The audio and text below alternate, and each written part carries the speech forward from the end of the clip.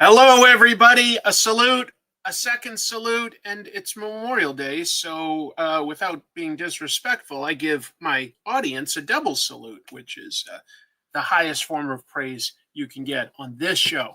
Hope everybody out there is doing well. I'm starting a couple minutes late. I was literally drawing and I lost track of the time. And all of a sudden I was like, oh, I got a show to do. But it's going to be a fun show tonight. I'm going to give some shout outs to folks that I see are already in the chat. Lovely to have people showing up. And it's going to be a good show. There's a lot of interesting news to talk about. At the tail end of the news, I'm going to talk about the person I've got in the thumbnail, Peter David, really important comics writer that I grew up with that unfortunately passed away. I've got a few nice things. I hope they're nice things, the way I phrased them, to say about him.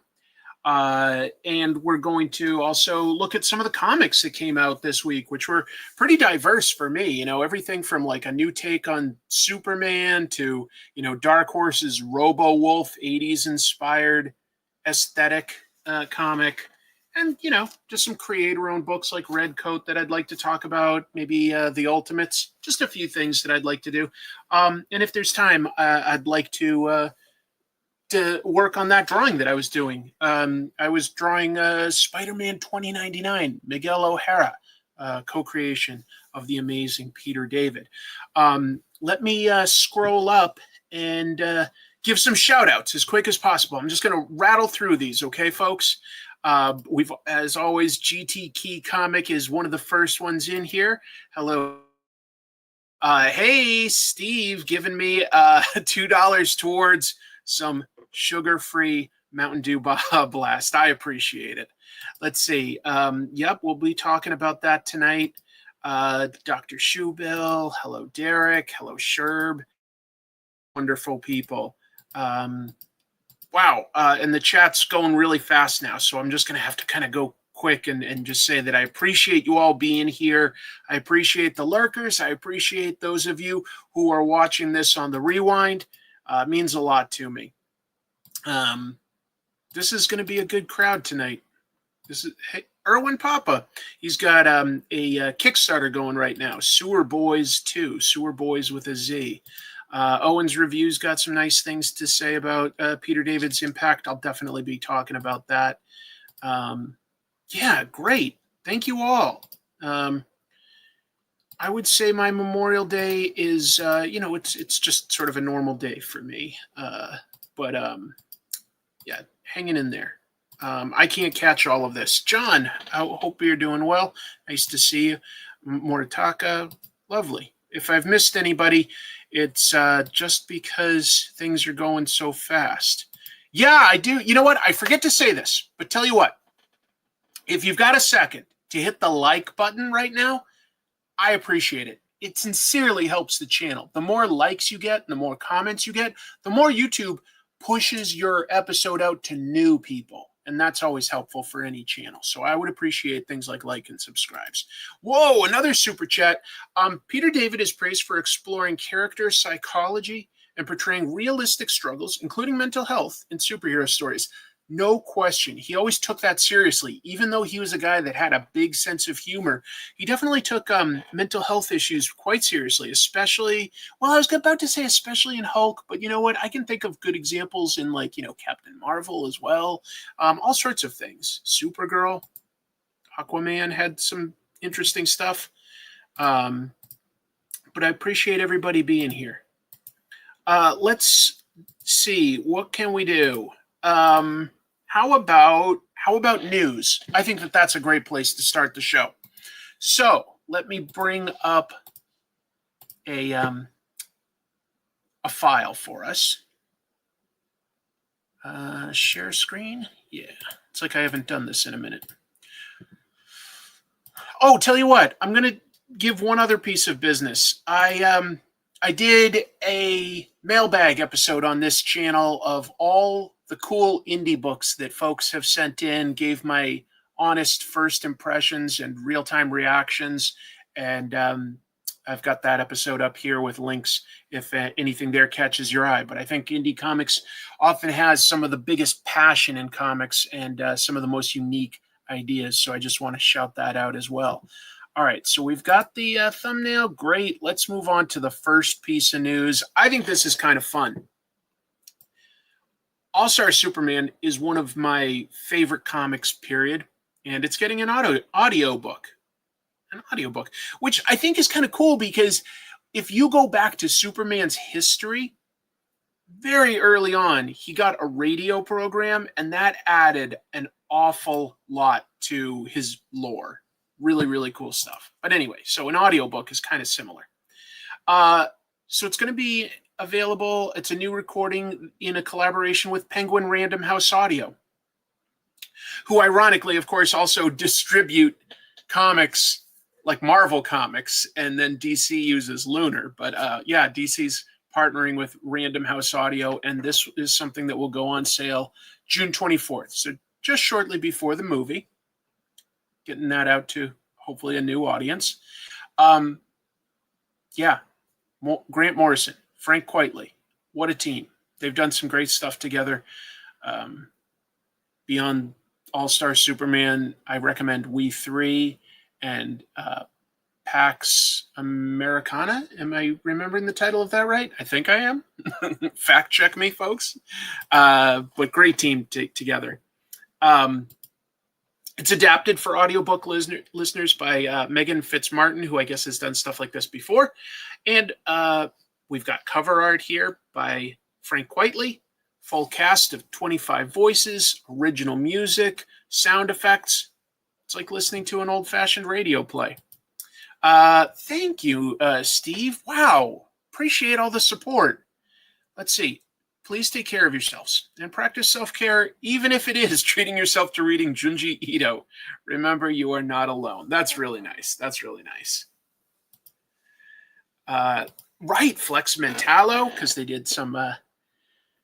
Grant did a bunch on Doom Patrol, and yeah, Flex Mentallo they did together. What a team. You hate sound effects in audiobooks. To me, that just reminds me of listening to old radio dramas, which I've always enjoyed. There's a lot of them that are out in public domain that you can listen to, The Shadow and things like that. I like it. What else have we got? Just that this is, I guess, part of a new collaboration. So if this goes well, DC and Penguin Random House Audio are planning on doing 4 more adaptations. What do you think would be like sort of a classic DC story that they would be likely to adapt next? Because it's probably meant to reach out to as much of the mainstream public as possible. I would think maybe something like Batman Year One, maybe Watchmen. It's really hard to guess. I don't know. Earth 2 was their first collab. I'd have to look at like their bibliographies. I don't know off the top of my head. Oh, but New X-Men was another one, though. Yeah, they did a lot together, and they are a great team. They really bring out the best in each other, in my opinion. I've done episodes before about it, but I haven't done one specifically about All-Star Superman. So that's probably something you can expect in June. That's probably something you can expect. All right, let's see. Batman Year One already has an audio adaptation. Well, how about that? Killing Joke? I don't think that would appeal to enough of a big mainstream audience. I don't think so. DC High Velocity has done Year One and Long Halloween. Got it. Kingdom. I didn't know Kingdom Come had an audio. See, this is... Wow, it all like flew under my radar.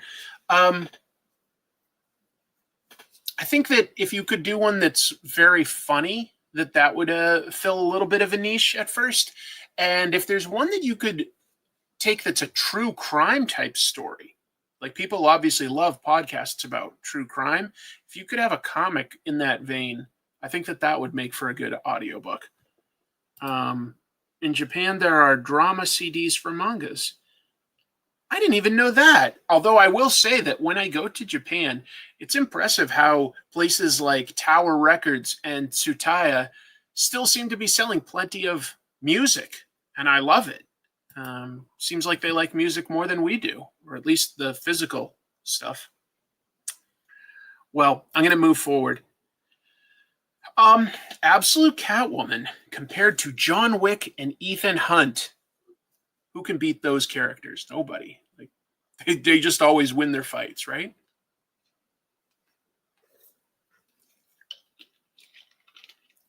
They're perfect. They're like I heard that Corey Feldman made a Lifetime TV movie about himself, and he basically is acting like his life is so tough, but everyone's always telling him he's the best. Like Michael Jackson's coming up and going like, "Hey, I recognize you. Didn't Steven Spielberg tell me that you do my dance moves really well? Would you show me?" Or like he's done Lost Boys, and instead of like all the kids at school going like, "Wow, that's really cool that you were in that movie," some bullies try to beat him up in a bathroom, and instead Corey Feldman beats 3 guys up. It's that kind of like perfect. Like he wrote this. That sort of reminds me a little bit of how like John Wick and Ethan Hunt. They really just cannot lose. They get hurt a little, but they can't lose. They don't have too much of a trouble. They don't have lots of trouble. Anyway, so what am I talking about? So far in Absolute Batman, we've really only seen Selina Kyle a tiny amount as a child in flashbacks in issues 2 and 3, as well as hearing her name here and there. But writer Scott Snyder was on the Comic Book Couples Counseling podcast, and he revealed that she is definitely coming soon. He said, some of this is quotes, "She's almost like Batman in this world." He also continued to reveal that she's, quote, "got all the resources. She's like beyond successful." So just like how I guess Batman in this world is a little blue collar. I mean, he's an engineer and he's successful, but he's far from being, a billionaire. But in this, I guess Catwoman is quite successful. Let's see. Snyder said that this Catwoman has a $1 billion suit, is a badass, and, as I said in the title here, compared her to John Wick and Ethan Hunt. I'm curious to see a Catwoman that's that capable. Yeah, she's got so much history at this point. Why not build her up to something like that? Do I like the Absolute or new Ultimate comics more? Ooh.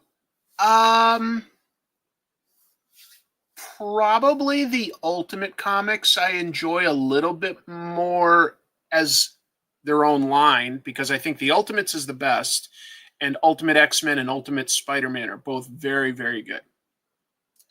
But I will say that the one title out of both of those lines that you just mentioned that I like the most is Absolute Wonder Woman. I think that book is just a banger. Really, really rock solid. Yeah, exactly. Dennis Camp works on a book for each, so he wins either way. All right, what else? Maybe you heard about this, but if you didn't, DC has a Willy Wonka contest, essentially. DC has the Golden Biscuit contest. So, 2 winners will get a chance to fly to Los Angeles and get to attend the Superman movie world premiere with all the actors and producers and stuff. That could be a lot of fun. They've called the contest Krypto's Golden Biscuit. Anyone can enter by buying a copy of the facsimile edition of Adventure Comics number 210, which, of course, is the debut of Krypto the Superdog.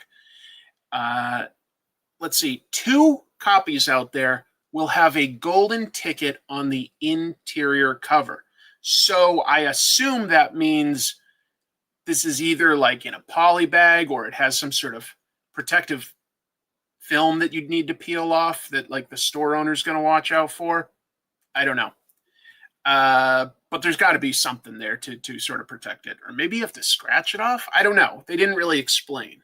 But there's got to be something like to just keep you like from flipping through going, oh, I'll take this one.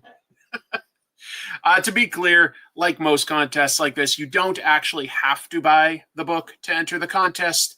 The rules are on Krypto, goldenbiscuit.com, where you can basically, I hope everybody knows that. Like when it's a random drawing, you don't actually like have to buy the product to get a ticket to enter a sweepstakes. When it's a sweepstakes, you can always like just sort of do a write-in.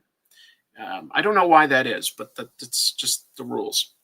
I think this comes out early June. I didn't think to note it, but yeah. The scalpers have already gone insane, like they've pre-ordered this book or something. I don't know anything about that. Well, Willy Wonka could, create whatever rules he wanted because he was like a god. It includes a Gene Wilder knockoff song. A world of pure naps. I got nothing. Good luck to whoever wins. Oh, that's true. Steven Seagal like never loses a fight, and he never even has to get up out of his chair to win his fights. That's a good point. I think that they put in some sort of a rule where I forget if this was a joke or if I really came across this news item. I think they said something like the president is not eligible. I don't know why. Let's see. They're mass buying these from stores and selling them for $100 each. I did not hear about that. That is crazy. You don't have to buy this to win. You can just go to the website that I put there and just send in an entry. So you'd have the same odds and you don't have to spend $100. That is crazy. That's probably why, now that I think of it, that's probably why in random sweepstakes drawings, they allow you to just send in an entry because they don't want to affect a secondary market. Like McDonald's doesn't want people buying like 50 double cheeseburgers to get like a Monopoly piece and like selling them for like $200 each. That's interesting. Well, anyway, moving on. The first 3 new Vertigo comics announced. I should really have a question mark. This is a rumor. So Bleeding Cool was at last weekend's MCM London Comic Con. And, any Comic-Con, if you go to the bar afterwards, there's creators there and they're all talking about their projects. So if you listen, you're going to hear some aspects of industry gossip. You just will. So this is Bleeding Cool reporting on this, but it is a rumor. It has not been confirmed. Allegedly, these books will come with a better creator deal than when the Vertigo line originally closed. It's improved there, and there's a longer guaranteed number of issues, and that's to address retailer concerns. Retailers apparently have been speaking up and saying, we want the same creative team for longer periods of time. We don't want these like 5 issues or 10 issues, but you've got like 3 different artists, things like that. They don't want those runs. They want some consistency to build an audience at their store. I got it from the DC website. The DC website listed that on their official press release, so I'd have to double check on that. Anyway, so what have we got? Well, there are rumored teams. Dennis Camp and S. Morian, Kyle Starks and Steve Pugh, and Chris Condon and Jake Phillips. Yeah, these are all people that I could imagine fitting in with Vertigo. Vertigo is interesting. The original Vertigo was just a fantastic line. And, it was because of the editors and their tastes. They chose some great creators and paired them up with either DC properties or let them go with original ideas. And there were some great books. I think that the original Vertigo is just, its overall hit-miss ratio far exceeds most imprints. And, they faded away. They came up with Black Label, which is just adult themed, but it isn't quite Vertigo, which is more creator owned. which is what Vertigo should be. And I know that they took The Last House by the Sea. Yeah, isn't it The Last House by the Sea? Or The Nice House by the Sea. The Nice House by the Sea by James Tynion. They turned that into the first Vertigo book.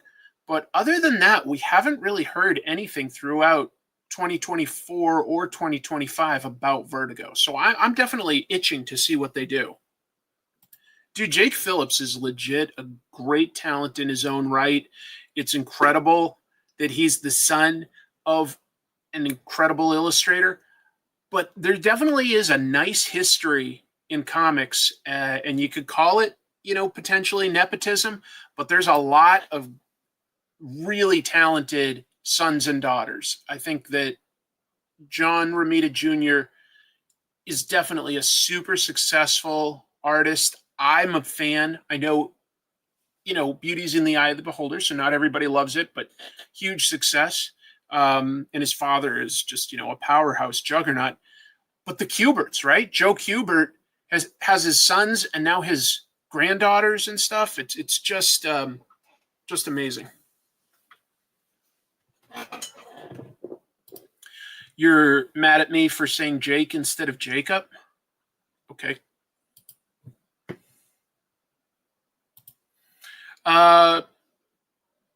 Sorry. Are there some brand new villains confirmed for Spider-Man? Yeah, Son of Sean. Yep, did Newburn. Very good. So this comes from a panel that Disney had recently. Instagram user Trust Higashi, which is a guy named Chris Higashi, attended the Disney Blockbuster Consumer Products panel. And he said that he saw evidence of them teasing that they would use the villains Scorpion, Boomerang, and Tombstone in the next Spider-Man movie. You could argue a little bit that Tombstone isn't always a henchman. I guess you could argue that a little for Scorpion too, here and there. But I do think of those three as sort of like sub-bosses, like henchmen for like a bigger villain. And obviously Scorpion we had teased in the first MCU Spider-Man movie. So I guess it's possible. Well, it's his word. He went to this, exclusive panel for people that buy movie advertising space and get sponsored deals and licensed merchandise based on movies and TV shows. So it's his word, and his post has been deleted, which lends a little bit of credence that it could be real, but it's not confirmed. I'm not trying to say that it's confirmed. Here's one that's way more of a rumor, but Nexus Point News said that they heard Mark Ruffalo has signed to appear in the film and that Bruce Banner will have a significant role. I wouldn't have guessed at anything like that. And at the same time, the Marvel Spider-Man movies do seem to like to team him up with a big Marvel character so that it's like that integrated universe. Since Sony owns Spider-Man, they seem to like to put one of their guys in the movie. So, maybe. Obviously, Bruce Banner and Peter Parker would have science in common. They're both big science nerds. Boomerang will be Peter's roommate. It is canon. Was that in the Superior Foes of Spider-Man? Thank you for the $2, by the way. I have to think about that. Tombstone was a great villain, in my opinion, when he was when he had something personal with Robbie Robertson, the editor at the Daily Bugle. Somebody that Peter cared about and wanted to protect, but their history I thought was very interesting. Okay, I wonder if Kingpin could show up in a Sony movie. He can't be in an MCU film. I don't know. Nobody knows for sure exactly how those writes work. Kingpin is behind all. All right. Tell you what, folks. I didn't want to have to do this, but Kingpin's going to visit. Yep. Here we go. Vanessa, are you ready to go out yet? Have I ever told you that when I was a young man, my father took me into the city to see a marching band? He said, "Son, when you grow up, will you be the savior of the broken, the beaten, and the damned?" Vanessa. There you go. Yeah, I caught that footage online and I grabbed it because I know Kingpin will wipe it off of the internet. But until he does, I'm going to keep sharing it. So yeah, you guys want to talk about Kingpin? I'll give you some Kingpin. That was not me, by the way. That was the real Kingpin. All right. Someone called Daredevil. Can't believe you shaved your head. Oh, yeah, I really shaved it. Yep. Vanessa. Academy Award. Thank you. Thank you. Apparently he is. Or maybe My Chemical Romance was inspired by Kingpin's childhood. Maybe. All right. What else have we got here? Just that Spider-Man 4 was recently pushed back a week. So, sorry, we all wanted to go on July 24th, 2026. I'm going to have to wait until July 31st, 2026. And the first trailer for Avengers Doomsday, which was also something that was apparently at this panel being advertised, the first trailer is rumored to debut at New York Comic-Con. Aside from the Spider-Man 4 being pushed back 1 week, all of this stuff is rumors, but I feel like they're plausible enough that I was going to just sort of comment on it. Marvel debuts their Retrovision covers. What are Retrovision covers? First of all, I think most of them are very cool. That's why I'm talking about it. They're going to include variant covers throughout July that are based on Silver Age aesthetics. All of them are sort of laid out to, just imitate Silver Age comics. Some of the artists involved. We got Eric Larson on a Venom cover. We've got Jim Rugg on a Carnage cover. Michael Cho. Did he do Magic maybe? I forget who did what. Annie Wu. Dan Panosian.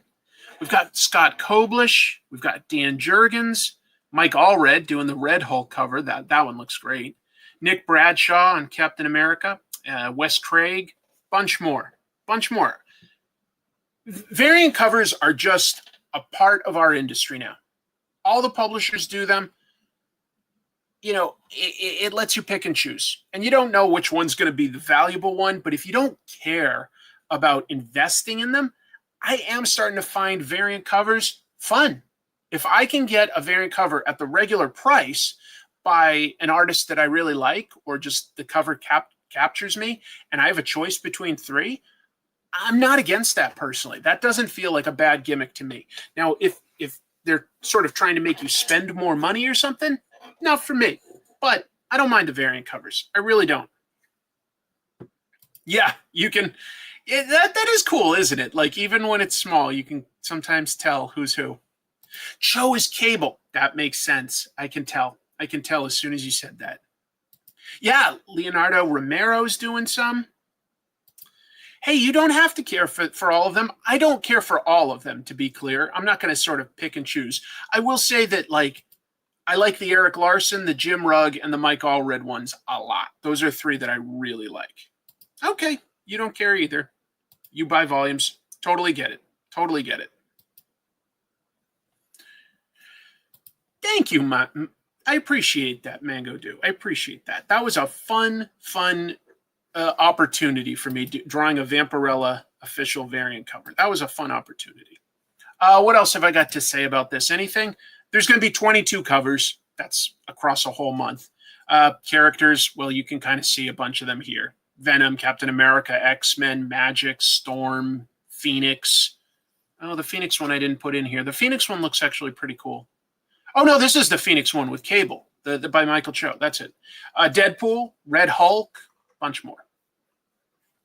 It's a fun idea. It's a fun idea. Exactly. I'm a big fan of Eric Larson, so I like it.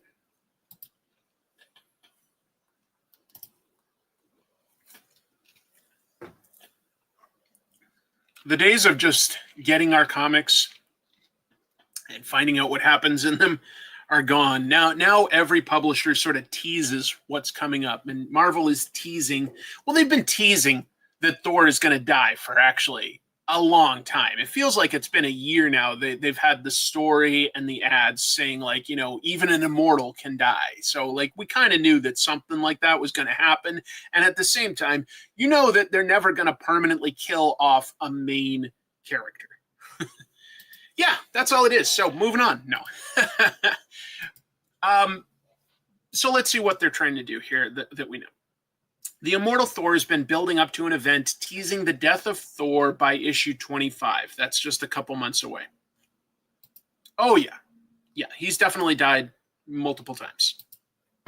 But he's a god, so I feel like you can get away with it in different ways. More than other characters. I feel like there's some characters that I don't care as much if they die and come back. Like Doctor Strange or Thor, sort of magical characters in a way. I don't care as much about those rules, or if they're visiting, like, a land of the dead. I don't care. But, somebody that's more grounded, actually even somebody like Superman or Batman, not as big a fan when they do that. I don't care as much when they do it to, like, magical characters because their rules are different. Anyway, Marvel has released solicitations already, as well as this cover for Thor #1 in August. Same writer, Al Ewing. Artist Pasquale Ferry, been working forever with Marvel, so that's okay. What was I going to say? Oh, the current comic is titled The Immortal Thor, so I think it's always been building to this for some reason. Exactly. The Norse gods have rebirth elements, so I don't mind as much. Here's the official ad copy from Marvel. The legend begins. The Norse myths tell of gods who walked the earth doing great deeds for the mortals who believed in them. But Asgard isn't real and never was. The gods never soared in our skies, never stood with our heroes, never fought for kindness or justice. It was all just a story. Nobody's coming to help us. But somewhere in the city, a man is waking up. A man with a hammer. A man named Doug, the guy with the hammer who will answer your Craigslist handyman work ads. That's how it reads, with those little awkward pauses and everything. Sounds like it's possible they could bring back the idea of, like, Dr. Blake, right? When Thor debuted, he was Dr. Donald Blake, and when he'd hit his staff on the ground, he was transformed into Thor, but, he could pass, or he lived his life as a mortal for half the time. It was sort of a body swap book originally, and that hasn't really been an element for a long time. I'm trying to remember the last time we would have had, like, sort of the body swap element, and I'm feeling like it might have been Eric Masterson in, like, the early 90s as Thor, and then later as Thunderstrike. Actually, whatever happened to Thunderstrike? Is he just out there somewhere? Is there some guy with Thor's exact powers that's just out there and he just never happens to interact with anyone? Or did he get killed or something? I don't know. Oh, okay, hold on. You're right. That was a huge component, the body swap with Jane Foster and Jason Aaron's run. That is a really... It's an important part of the Marvel Thor mythology. And so I think that they're just bringing some of that back for Thor. Jake Olsen, was he the EMT? Yeah, you're right. I guess he was kind of brief, but you're right, Jake Olsen. Okay, people are telling me thanks, Rob. that he's dead. I didn't know that. It's still like what, but what am I even trying to say? It's a part of Thor usually in the comics, but it comes and goes, and I think that they're just bringing that element back. It's just a guess. Speaking of returns, Punisher's coming back, which I can only assume is because John Bernthal's performance as Punisher in Daredevil Born Again excited people. And so Marvel was like, oh, let's bring that version back. September 10th, Marvel is bringing back Punisher. It's going to be a 5-issue limited series, and they're going to polybag it because it's subtitled Punisher Red Band. It's part of those Marvel explicit comics that really only has like 1 or 2 pages that are extra violent. It's by the Hellverine team of Ben Percy and artist Julia Soda, with covers by Marco Cicchetto. And I do like how Marco Cicchetto draws Frank. That's definitely damn cool. I will admit to that. No question. Let's see. And the series says that Frank Castle is back. It's not like a new guy with the Frank Castle, with the Punisher outfit. But he's got no memories of who he is, where he is, why he's there. So it's a mystery. He's looking for answers. He's just back and he's angry. If that seems like at all confusing, it's because I'm trying to reference where he left off last. Jason Aaron did a great Punisher run. At least I thought it was pretty great, where at the very end, Frank was transported to a parallel dimension. It's called Battle World. And he was just going to leave behind his Punisher days and protect kids in this wild, untamed wilderness. And I was like, that seems like a cool direction to take Frank Castle for a while. And somebody else could step in and be Punisher. But no, they're going to bring Frank back. So, I don't know. I have no interest in Red Band books. That's fair. Julius Soda's good. He's definitely good. There's a few artists out there that, like, you know, that's why they're doing covers. They're hooking you because of how good it was. Oh, he was left in Weird World? Why did I think Battle World? That actually does sound right. I bet you're right that it was Weird World. My bad. Yeah, in the late 90s, there was a female Punisher. She didn't last long. I think she was like a cop, and I'm pretty sure, didn't she get trained by Micro? It's really hard to remember. There have been a lot of different takes on Punisher. No, Frank eventually killed Microchip, so Frank doesn't keep a supporting cast around for too long. What else? Boom has pulled their books out of libraries in a specific way. I just have a catchy little title. I'm talking about Comics Plus.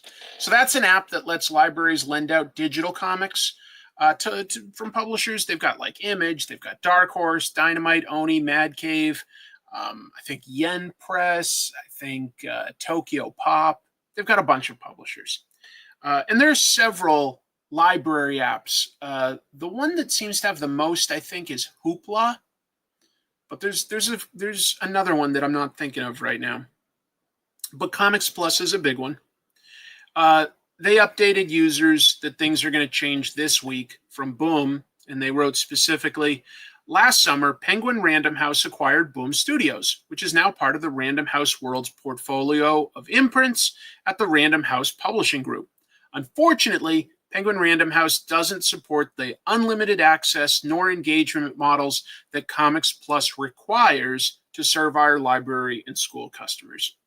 So to comply with their ebook policy, we will be deactivating all Boom titles in all Comics Plus customer accounts on May 30th. So you've got 4 more days. Is it called Libby, or is it called something like Labby, or it's something like that is the other like big one. There's Comics Plus, Hoopla, and Libby. Libby would make sense. I don't remember. Yeah. So, it's tough. Penguin Random House is pulling out their Boom comics. So things like Something is Killing the Children, Uncanny Valley. Boom has tons of great books. Yeah. Too bad. They could, just to be clear, the libraries could still stock the physical book. They're just not able to, use this one.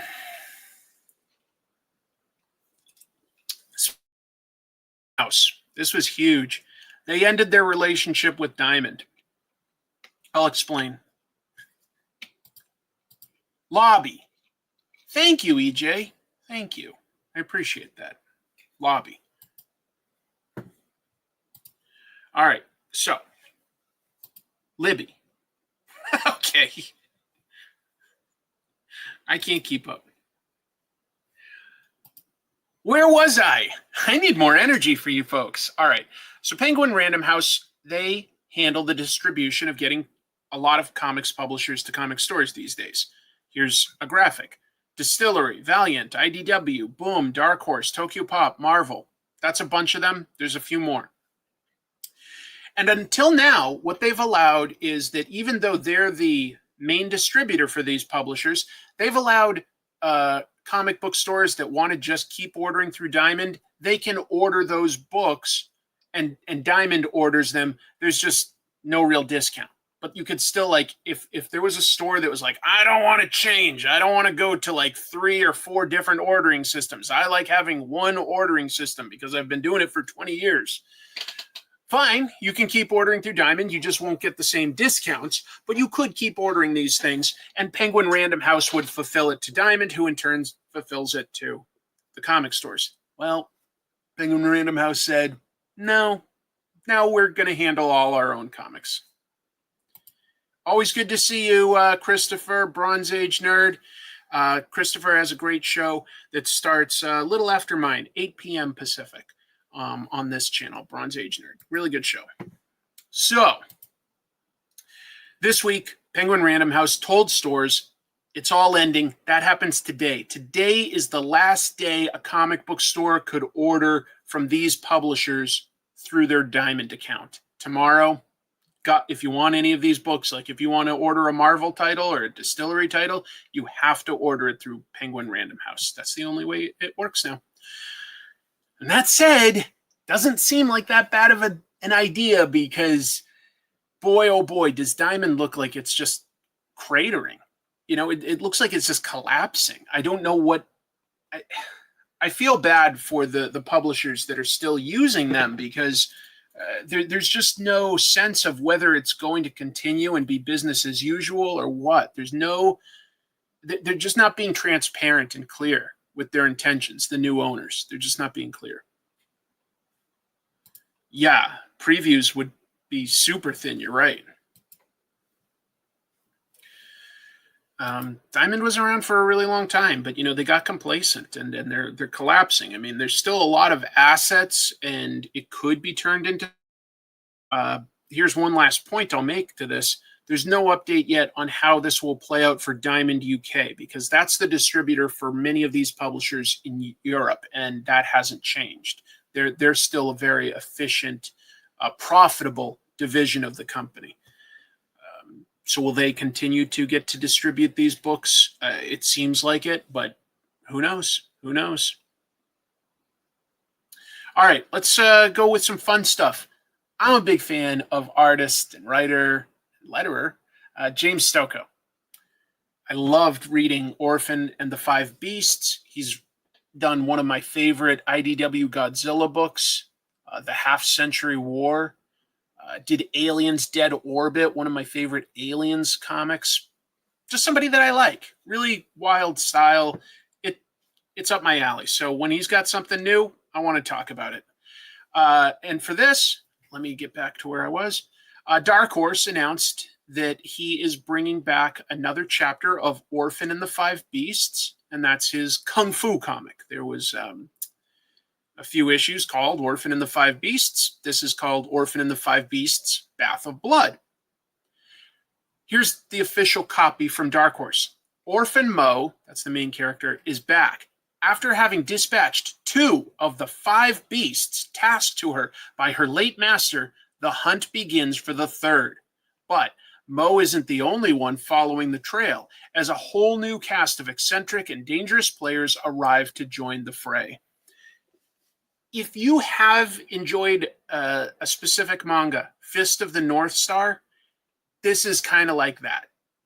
It's not quite post-apocalyptic. It's more like, it feels infused by the Edo period of Japan, like that sort of authenticity. But yeah, it's a little like that. Oh, I've never read Orc Strain. Thank you. I went out and did some errands today, and I was getting a bunch of compliments. This is a Michael Cho shirt with a bunch of Silver Age Batmen. Nice. I'm glad I'm not the only one that's excited about this.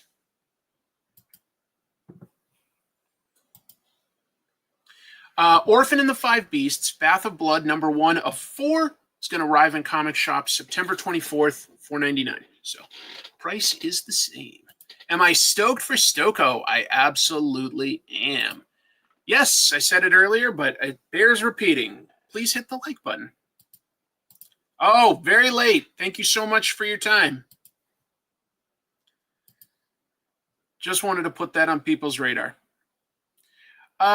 Here's a fantasy book. The other book is a little bit fantasy. This is fantasy. It's also Dark Horse, but very different tonally. But ElfQuest, The Final Quest, is getting a complete edition. Wendy and Richard Pini, if you're not familiar, have been making the ElfQuest comics since 1978. There have been a few little breaks here and there in the ongoing arc, but 1978, it's been a long-running creator-owned comic, and it deserves its own episode of Comic Tropes, honestly, what they've accomplished. So I've long wanted to talk about them, and hopefully sooner than later. In 2012, ElfQuest began publishing an arc called The Final Quest.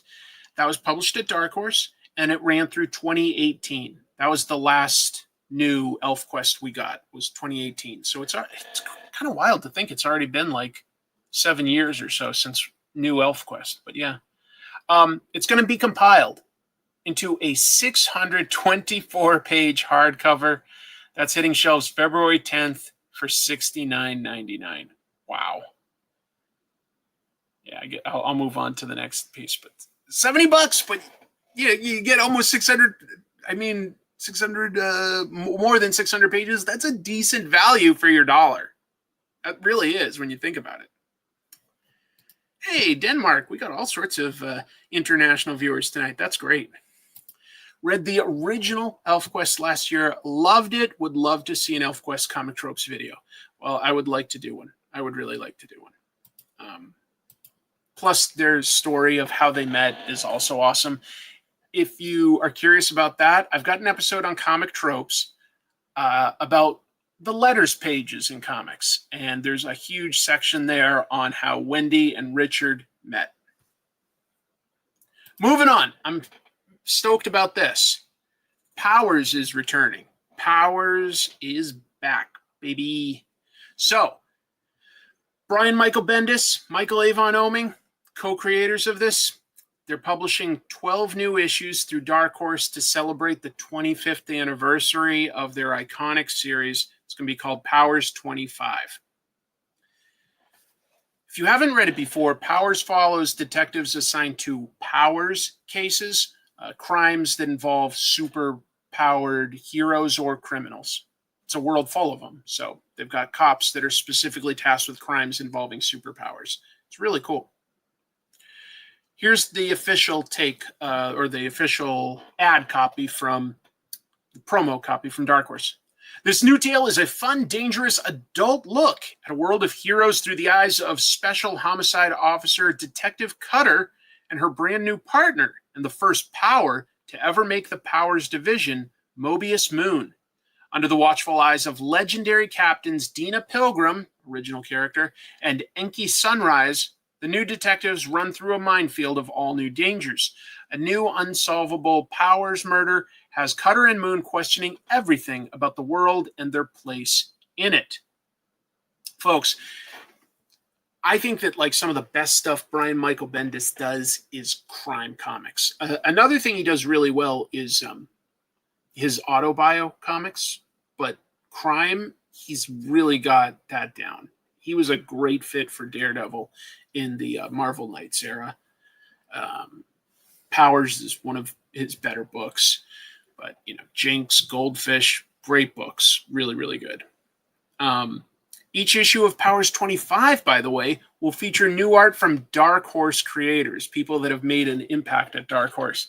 Mike Mignola, Stan Sakai, David Mack, Scott Hepburn, Eric Powell, Jill Thompson. More that they'll announce at a later date. Very cool. Very cool. I love Powers, but I can't see how they will find anything new. Yes, I can understand that concern, but I'm willing to give them a try.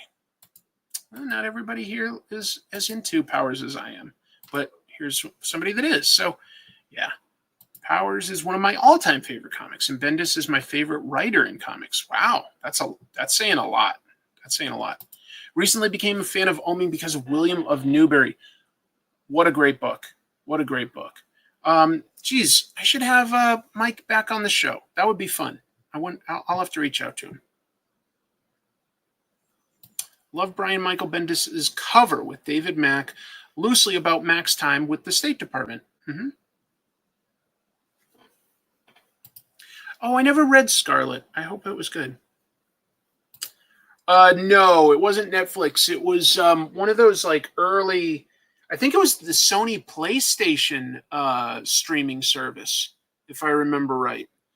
And I think it got 2 seasons, but it was relatively low budget and obviously like on a channel or a platform that not too many people saw. So yeah, it's due for another take. It's due for another take. Blue Book was fantastic.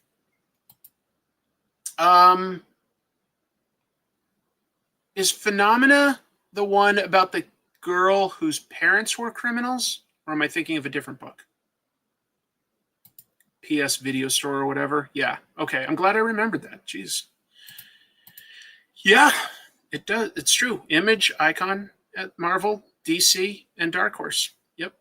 That's kind of the cool part of creator-owned book. You can take it everywhere. It was a while back now. It was a while back. I think it was like the year after Walking Dead debuted. I don't know. Phenomena is a different book? Then I guess I didn't read that one. Sorry. I'm just bad at names, so I thought maybe I'm forgetting the name wrong. All right. Image has asked stores to destroy The Moon is Following Us. Nothing too insidious here, though. They just published the first trade paperback, seen here, for The Moon is Following Us earlier this month, in May. But this week, Image sent this notice to comic book stores. Copies of The Moon is Following Us trade paperback volume 1, and they've got the lunar code, contains a misprint due to missing pages. Please destroy all copies. A reprint is in process. Boy, that's got to be expensive. The idea of like just trash all the stock and you get like a new one.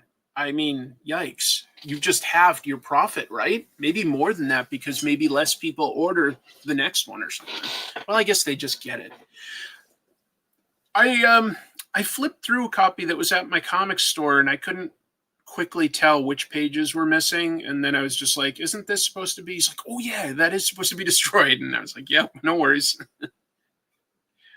The comic, if you haven't read it, it's by Daniel Warren Johnson, Riley Rossmo, Mike Spicer. Follows parents Sam and Duncan trying to save their daughter in her dream world. That's a very succinct explanation to a very surreal story. The misprint is following us. You know, there was a time in like the mid-90s when speculation was at an all-time high where if a book came out with a misprint, everyone would jump on it going, it's a misprint, so that means it's going to be trashed and this will be rare, so it'll go up in value. And you sort of come to realize that, like, no, misprints generally don't really increase in value. It just isn't that important. People would rather have a good copy. Oh, it's set in Portland? Scarlet is? Okay. I would like to read that then. Yeah, I would like to read that. Thanks for the heads up, folks. Appreciate it. Moving on. There's going to be a Wally Wood and a Hellboy artist edition coming out soon. So Skybound and Image, in partnership with Scott Dunbier's Act 4 Publishing, announced the release of 2 new artist editions coming out in early 2026.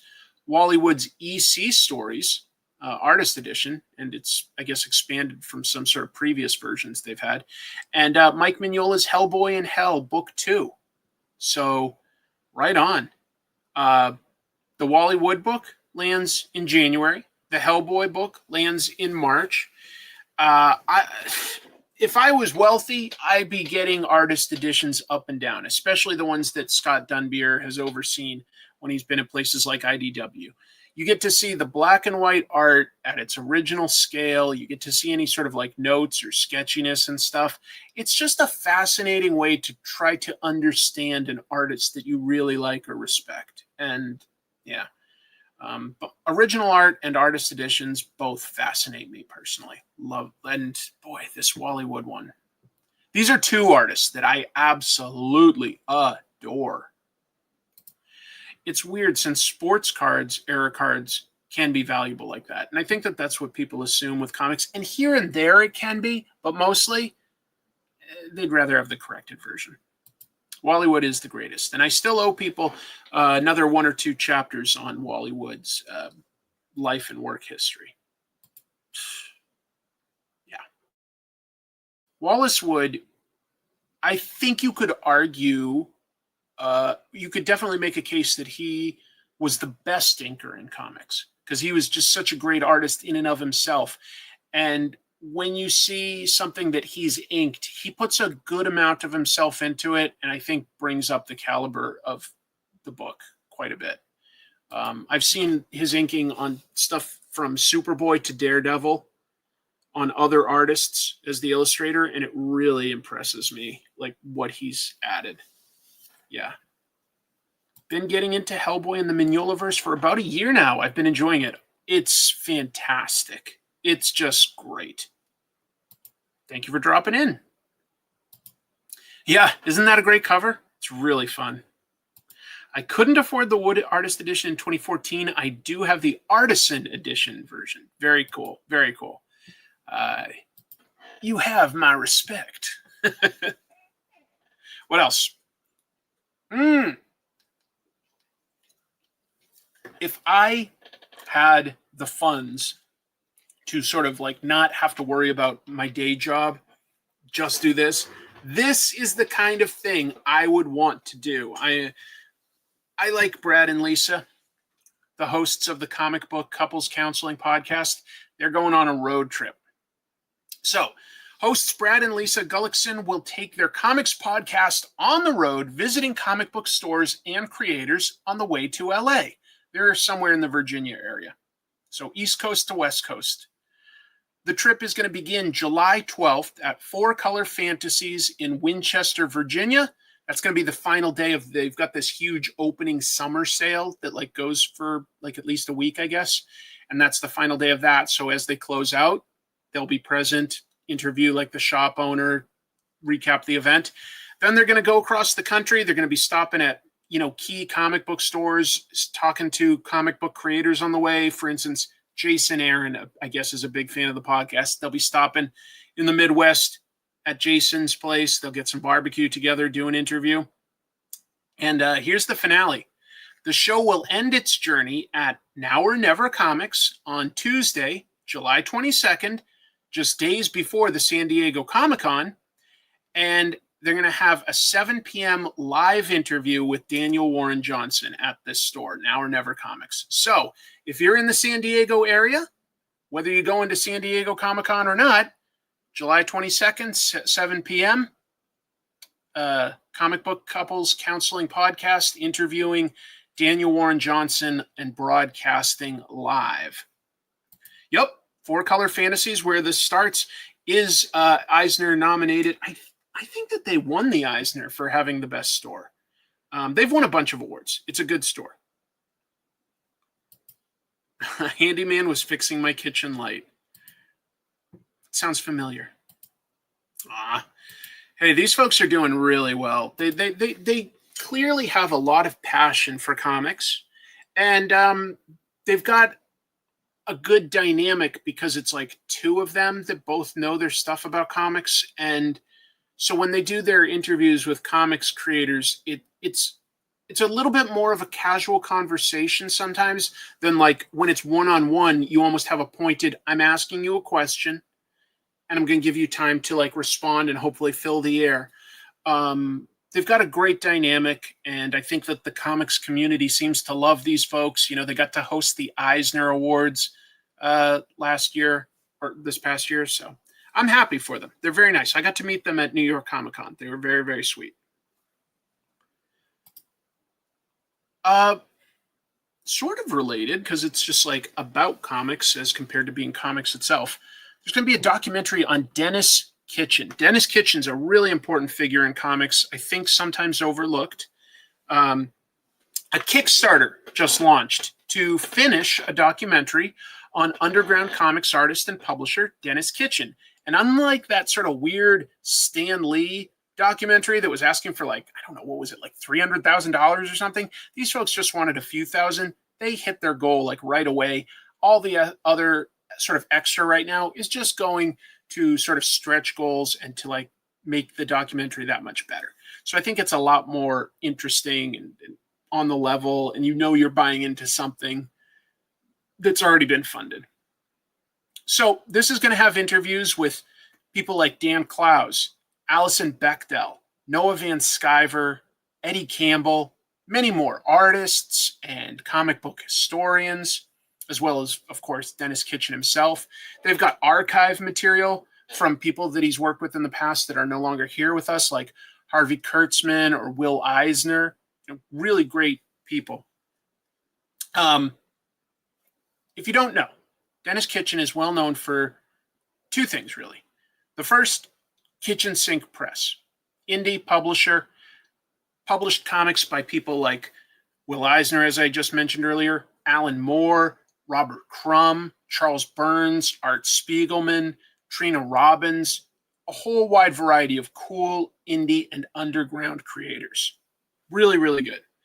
And he founded the Comic Book Defense Legal Fund back in 1989. And I'm, because of course I'm terrible at names, I'm forgetting, but there was a creator who'd done an indie comic book about, I think, Jeffrey Dahmer.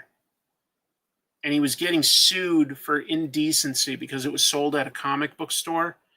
And so like Denis Kitchen was like, oh, you know, there's the need for an organization to help comic creators that can't really help themselves in legal cases.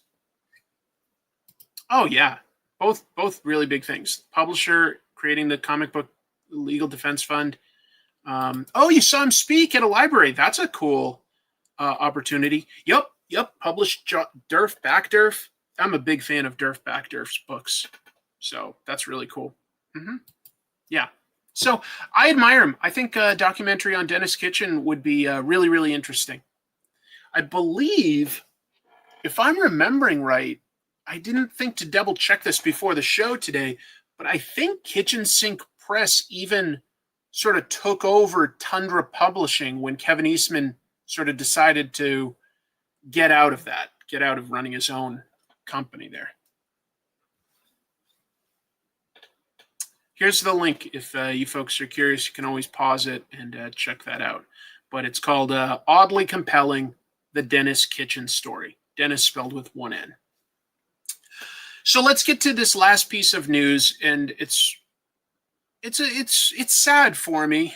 There's a lot to talk about here for me. So I might be talking about this for a little bit. Oh, I'm glad that I got the Tundra bit right. Thank you. So first of all, Peter David passed away Saturday age 68. Not really that old, but he's been dealing with health issues for quite a while. Prolific. I think prolific is a super accurate term. Almost the Stephen King of the comic book world. He wrote a lot of great comics. I think some of the things he'll be well remembered for, in addition to these images, I'll just point out Hulk. How can you not? 12-year run on Hulk. Did a lot for that character. Spider-Man. People will forget, but some of Peter David's earliest writing was on the Spider-Man titles, like Spectacular Spider-Man and some Web of Spider-Man books when they were newer. Great stuff there. Much more grounded and serious than some of his later stuff. Spider-Man 2099, co-creator, Miguel O'Hara. Great character. Aquaman. The thing that people remember the most from that run, I think, is, the fact that he lost his hand and replaced it with a hook. He turned Aquaman into more of a Conan the Barbarian warrior for a while. Young Justice, I haven't read it, but I know a lot of people really liked that. That was, for a certain generation, that was their Teen Titans, basically. Supergirl, he had a great run on that. Captain Marvel. X Factor is one of my favorites. He's had 2 great runs on X Factor. The original with Havoc and Polaris and Strong Guy, stuff like that. And then way, way later, he took the Multiple Man character, Jamie Madrox's Multiple Man, and had him start a detective agency. It was a great sort of mystery superhero book. And it was just a great use of Multiple Man because he could send his duplicates out to either tail somebody or learn a new skill. It was really good. Yep, he did do She-Hulk. He wrote, I think a lot of people will say he wrote the best Star Trek expanded universe novels. There we go. Imzadi and Q Squared. Everybody talks about those. He worked on TV. He wrote episodes of Young Justice. He wrote episodes of one of the Ben 10 shows. I don't watch them, so I don't know. He wrote for, what's that space show? Babylon 5 he wrote some for. I know. He really did a lot for Quicksilver in that first X Factor run. He really built some of these characters into a version that we know now. Just really did a lot. Really did a lot. He co-created some really important characters. Miguel O'Hara, of course. Bunch of characters from Hulk. Maestro, the future evil version of Hulk. That's something he did with artist George Perez. Joe Fixit, the gray Hulk that works in Vegas as a mob enforcer. Pretty important version of Hulk. He did that. The Professor Hulk version, the so-called Professor Hulk, the smart Hulk version. And if you're looking at this right now, you're like, Spider-Man 2099, Professor Hulk, or just badass Aquaman, right? With the long hair. Obviously, all of those got adapted into movies. He did not get rich off the movies. He did not get rich off of them. And that's a shame. That is a shame. That is a shortcoming of the industry. I think some of the other key stories would be Aquaman's reboot. He wrote 2 of the 4 issues of DC versus Marvel. I don't think that's the best crossover they did, but it's fun. He wrote The Death of Jean DeWolf. That's a great Spider-Man story when he was just kind of newer. I did read Fallen Angel, but I legit read it back in the 80s, so I don't remember it very well. The Last Avengers.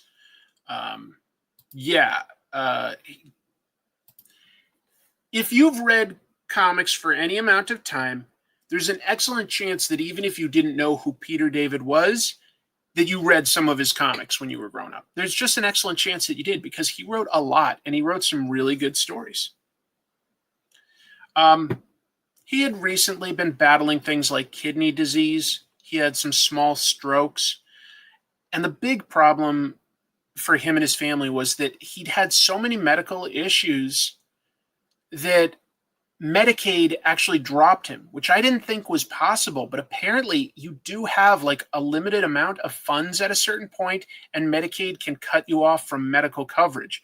So they were trying to look into private health insurance options when he, like in his later days, and his family and friends started me, and they could still benefit from that. I get, just look up Peter David GoFundMe, because now the family still has to pay off some of this medical debt, the funeral expenses.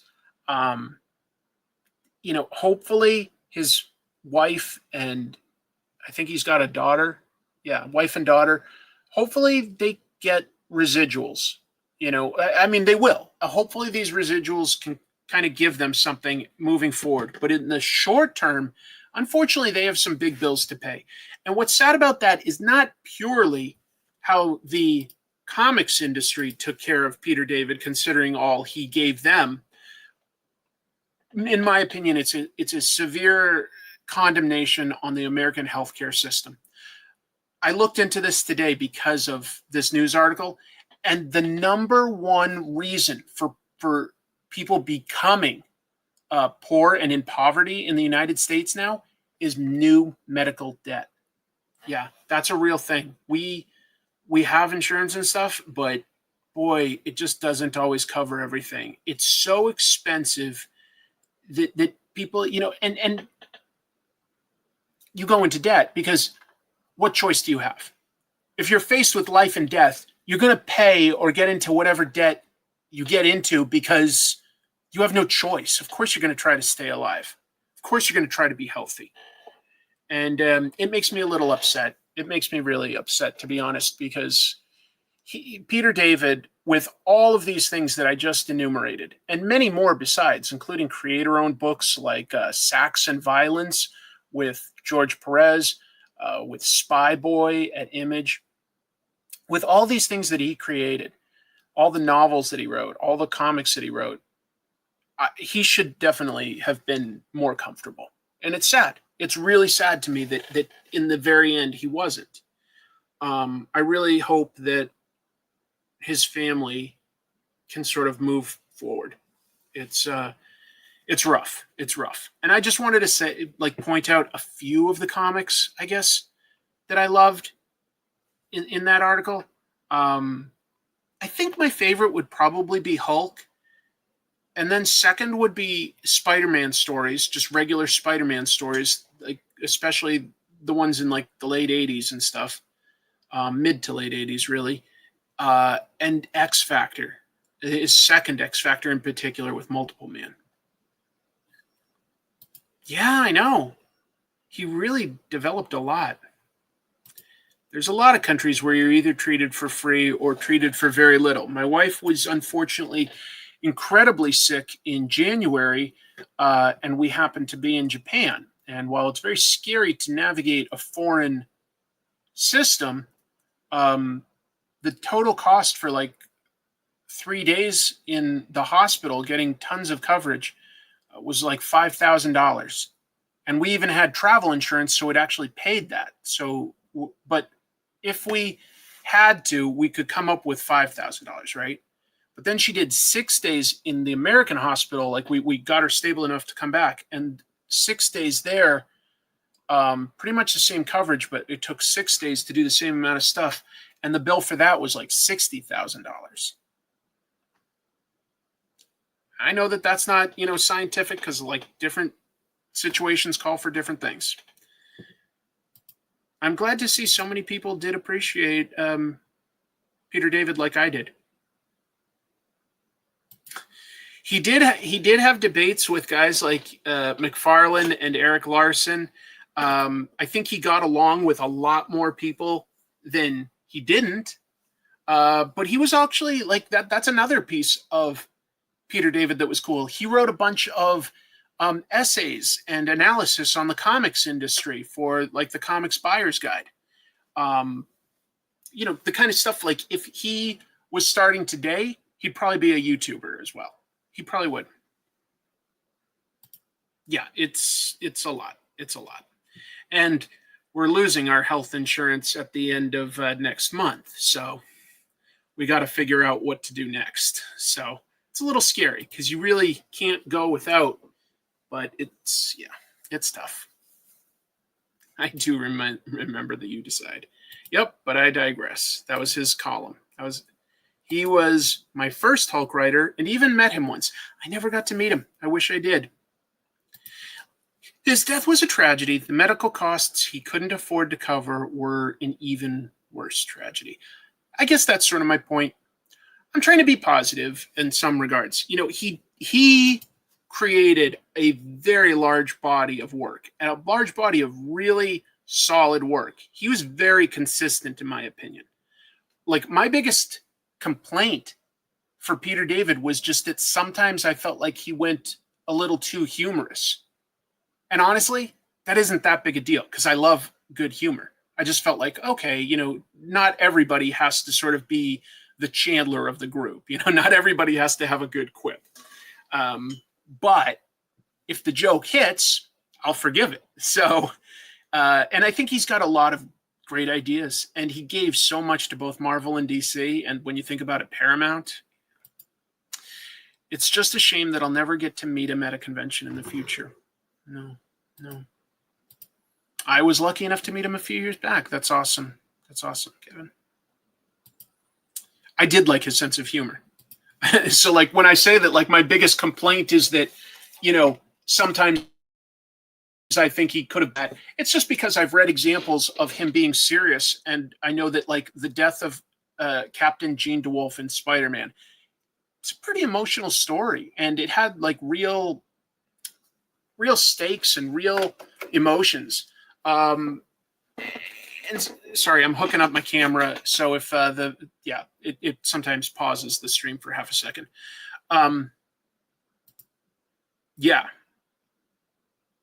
There are just times, but he did treat Rick Jones well. And I miss Rick Jones as a regular character in Marvel. Like, if I could pitch a book to Marvel right now, I would pitch Rick Jones is on tour, and every week, you know, he's in a new city, and in addition to the concert, he just stumbles upon a new case or somebody that needs help, and he frequently teams up with the local superheroes. But it's like, you know, he's just on a constant world rock tour, bumping into and like having adventures. It would be like a 1980s, 1990s syndicated action show, like, you know, your A-teams and things like that, or the Hulk, the actual Hulk. He would wander town to town. So, your monthly insurance payment is $2,500 a month. You have my sympathy. It is scary. Thanks. It's just my silly idea. I won't develop it anymore because Marvel ain't coming to me saying, like, Chris, how about you pitch us a comic? But that's what I would do. Like, if I could just pitch something that wasn't being used, because they probably let me, like, not have to get involved in every crossover, just sort of do my own thing in a little corner of the universe. And then I'd be like, can I use Silver Surfer this week? And they'd be like, no, but you can in 2 months. I go, sounds good. I'll use Spider-Man. All right. I'm going to turn on a second camera here so that we can take a look at some new comics that came out this week together. Oh, bear with me. I think I hooked up the wrong cable. Hold on. That would be important. USB mini to some sort of Sony digital camera. Click. Turn on. Balance. Zoom. Focus. These are all the things that I normally do quietly. Just trying to get the focus just right. All right. This should work.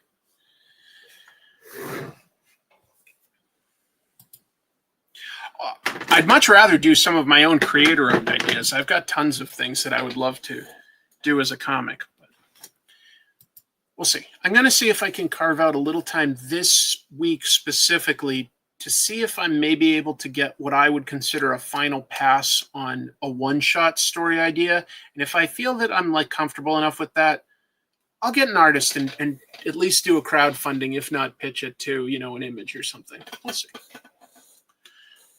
Oh, I need to actually show you guys the camera. I know what I'm doing. Yes, that's what I meant to say. Okay, extra camera.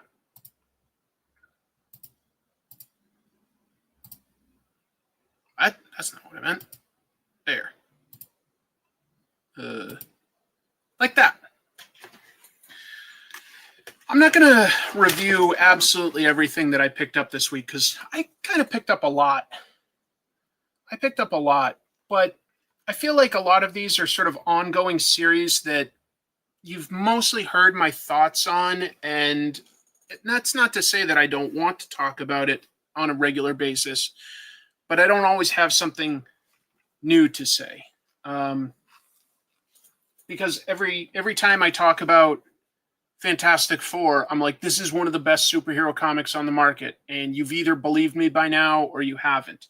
But this continues where the last issue left off.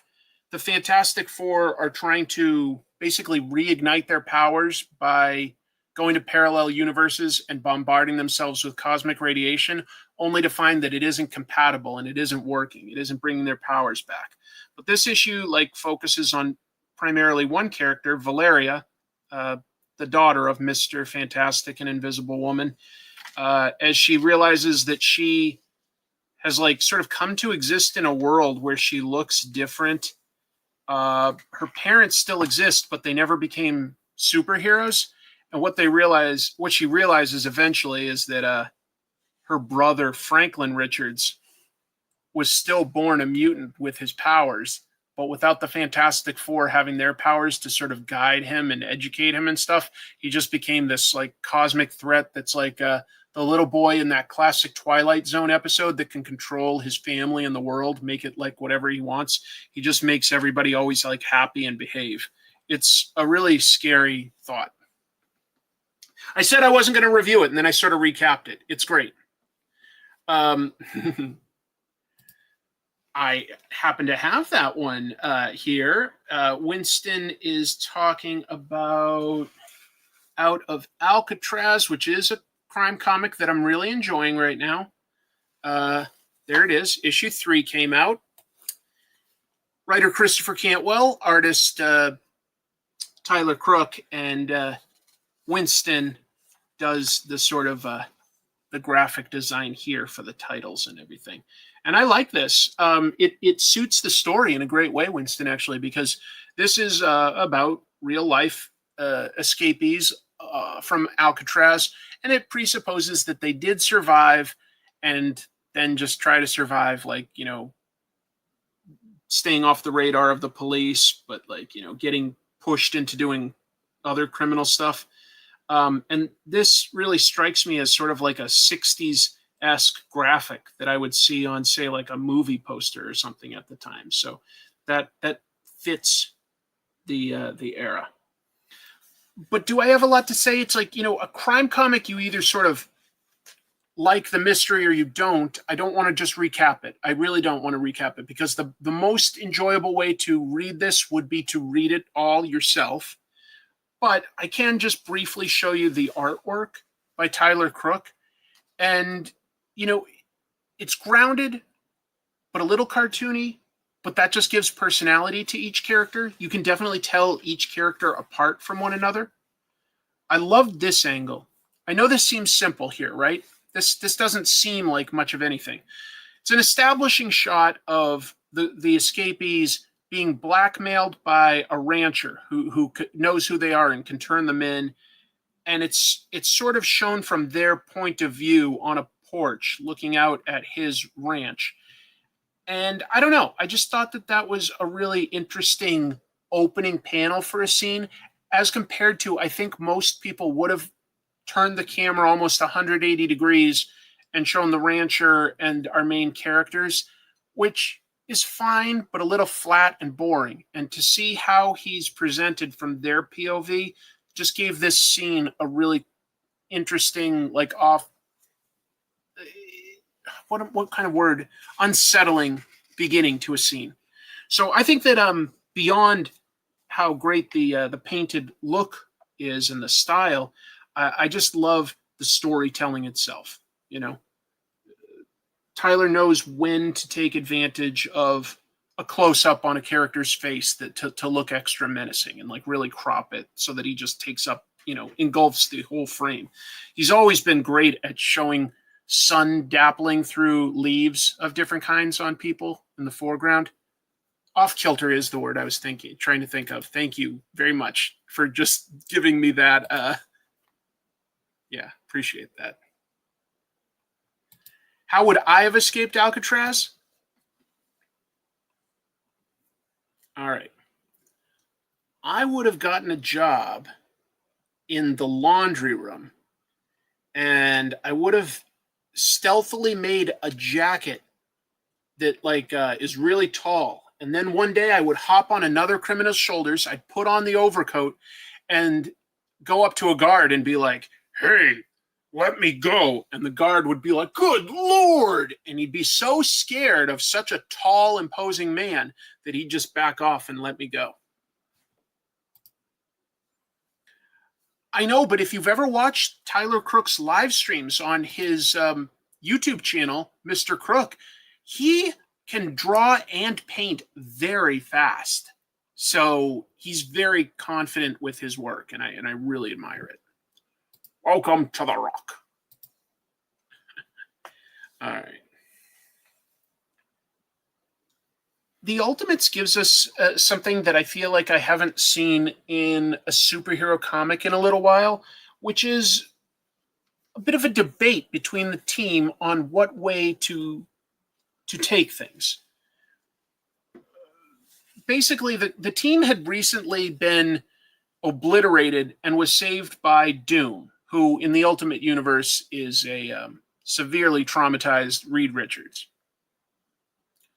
But to do it, he basically went back in time like a few seconds and interrupted things and saved them. But they basically died in one timeline. He went back and saved them. And they're like, "Look, our biggest enemy that we're preparing for is a guy who used time to ruin the world. And he's going to come back someday and he might use it again." And like basically a big rule we had set up for ourselves was we are not going to mess with time because it's too unpredictable and it's too risky. And so they're kind of mad at him. And he's like, he doesn't just like lose his temper and start fighting that. This is like a world where like several of the Avengers technically would have died. And they just sort of debate like the morality of what's been done and how they want to move forward. It's really interesting that it's the kind of thing that gets built up. The emotions are high enough that you probably could have had them all come to blows, but that would have had some interesting implications for the future. Instead, they just really debate like how they want to approach being a superhero team and trying to improve this world and what limits they'll put on themselves, considering they're all really powerful people. And I think it's interesting to debate ethics and to debate what's right and what's wrong. So I liked it. I liked it quite a bit. And I would say that's, a lot of credit to Dennis Camp for coming up with dialogue that was interesting enough that I was captivated by the debate. I wasn't bored by like, oh, all this dialogue. No, I found it all legit interesting. There's also a twist at the end. One of the Ultimates appears to be a bad guy, which is a wild twist, but we'll see. Maybe it's an undercover thing. It's really amazing. The ideas are so well described, in my opinion, and without feeling like it was just technical jargon. They feel like they're coming from people with different points of view and different personalities. So it really did a great job just building the characters, making me care about the characters. And I want to care about these characters. Yeah, that's an interesting point. You're right. Sometimes TV shows are very clever about how, like, they're like, just because we have a budget, like, if we can save it, maybe like in 2 or 3 episodes, we can do something bigger. So, like, what could we do that's more of a bottle episode? Like, what could we do to just sort of like have characters do something interesting in like one setting? And primarily, This is the Avengers at their headquarters having a debate, and I found it interesting. I really did. So I do recommend it. Ultimates is my favorite run right now. Every issue is giving us something a little different. Sometimes it's because we're getting a whole new character, right? But sometimes they're just fashioning it in a strange way. There was an issue like 2 months ago, I want to say, where every page was a splash page, and all of the dialogue and captions were done as ancient Norse poetry. Very ambitious to try new things. The bottle episode, make Annie lose a purple pen. Exactly. Still wild to think that like one of my friends, Ken, was like a regular on that show. Like that just blows my mind sometimes. What else was good this week? I think I'm just going to sort of jump to these 3 books to talk about. The other things I picked up were Dick Tracy, which I enjoy as a crime comic. It's got a good twist to who a villain is. Bug Wars, I would say that like Jason Aaron, sometimes I love his writing, sometimes I'm just okay with it. On this, I'm sort of just okay with it, but I do love the art by Mahmoud Asrar inside. Incredible Hulk, this was just the Hulk versus Thor, but I feel like I also haven't gotten that in quite a while, so it was good. It was good. This is fun. This book is flat out fun. This version of The Thing has supervillains crawling out of the woodwork to take down the Thing because there's like a $10 million bounty on him, which I think is probably set by the Kingpin. But all it really matters is that like Thing is going up against any and everyone. In this, he is investigating a missing girl who's like the niece of a guy that used to bully him as a kid. But like, you know, he's like, but you're the only guy I know that could like help with this. Can you help? And so like, he's like, yeah, it's a missing kid. I'll help. Plus I liked her mom. She was always nice to me in school. And he goes up against Gladiator in this, specifically Daredevil's enemy Gladiator, who is not a guy with super strength. He's just a strong, like boxer type guy that has blades, buzzsaws on his wrists. But in this, for some reason, he does have super strength. So that's unexpected, and it sets up like sort of a dual mystery. Like we've got the mystery of this missing girl, and we've got the mystery of like, why can somebody like Gladiator take on the Thing? Like, how does he have super strength? So there's something strange happening in the background. It's really fun. Wonder Woman was the second issue of a 2-part detective story. That's why Batman's in it. And it has a very satisfying conclusion. So in my opinion, 20 and 21, really cool if you like a superhero mystery.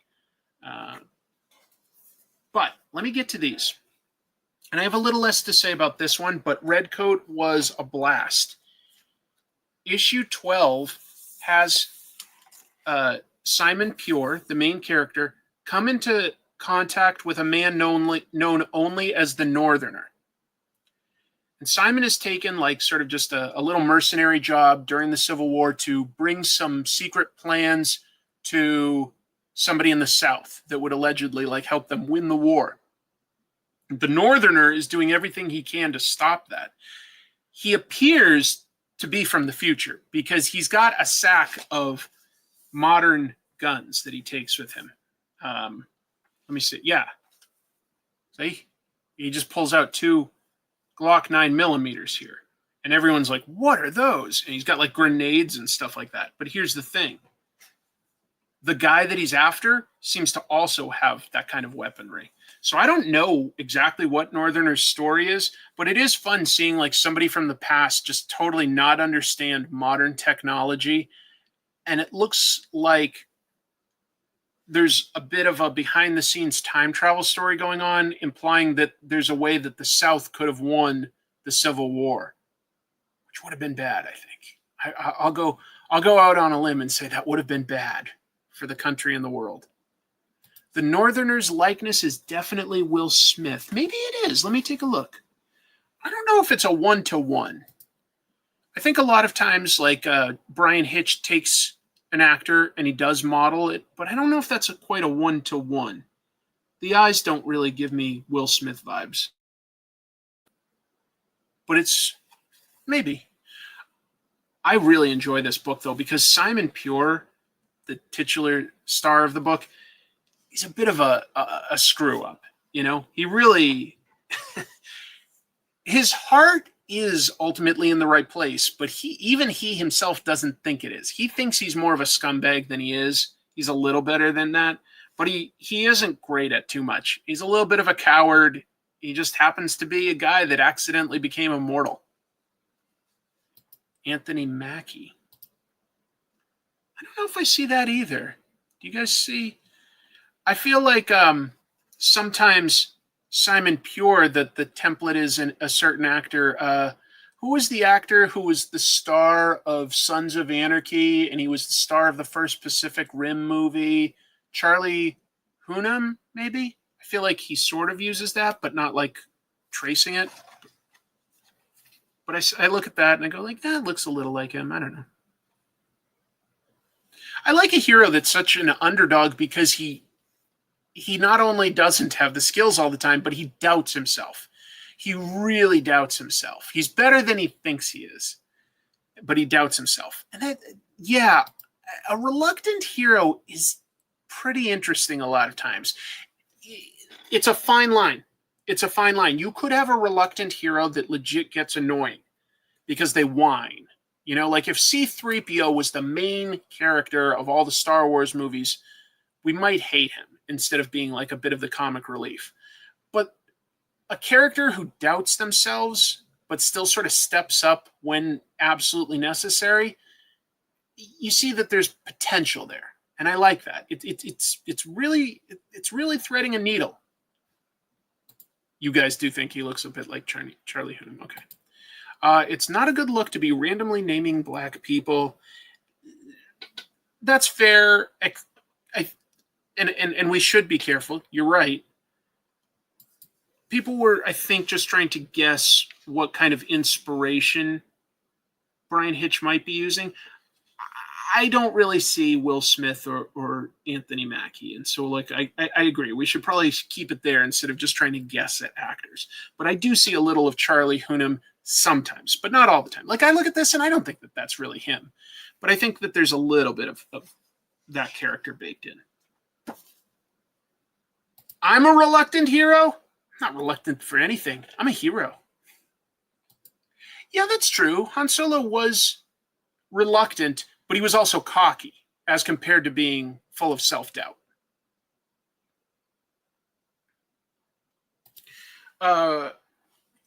Just because it's sort of like a fresh jumping on point, I thought I'd see what is going on with Superman these days. They've got this new book, Superman Unlimited, that's written by Dan Slott, art by Raphael Albuquerque.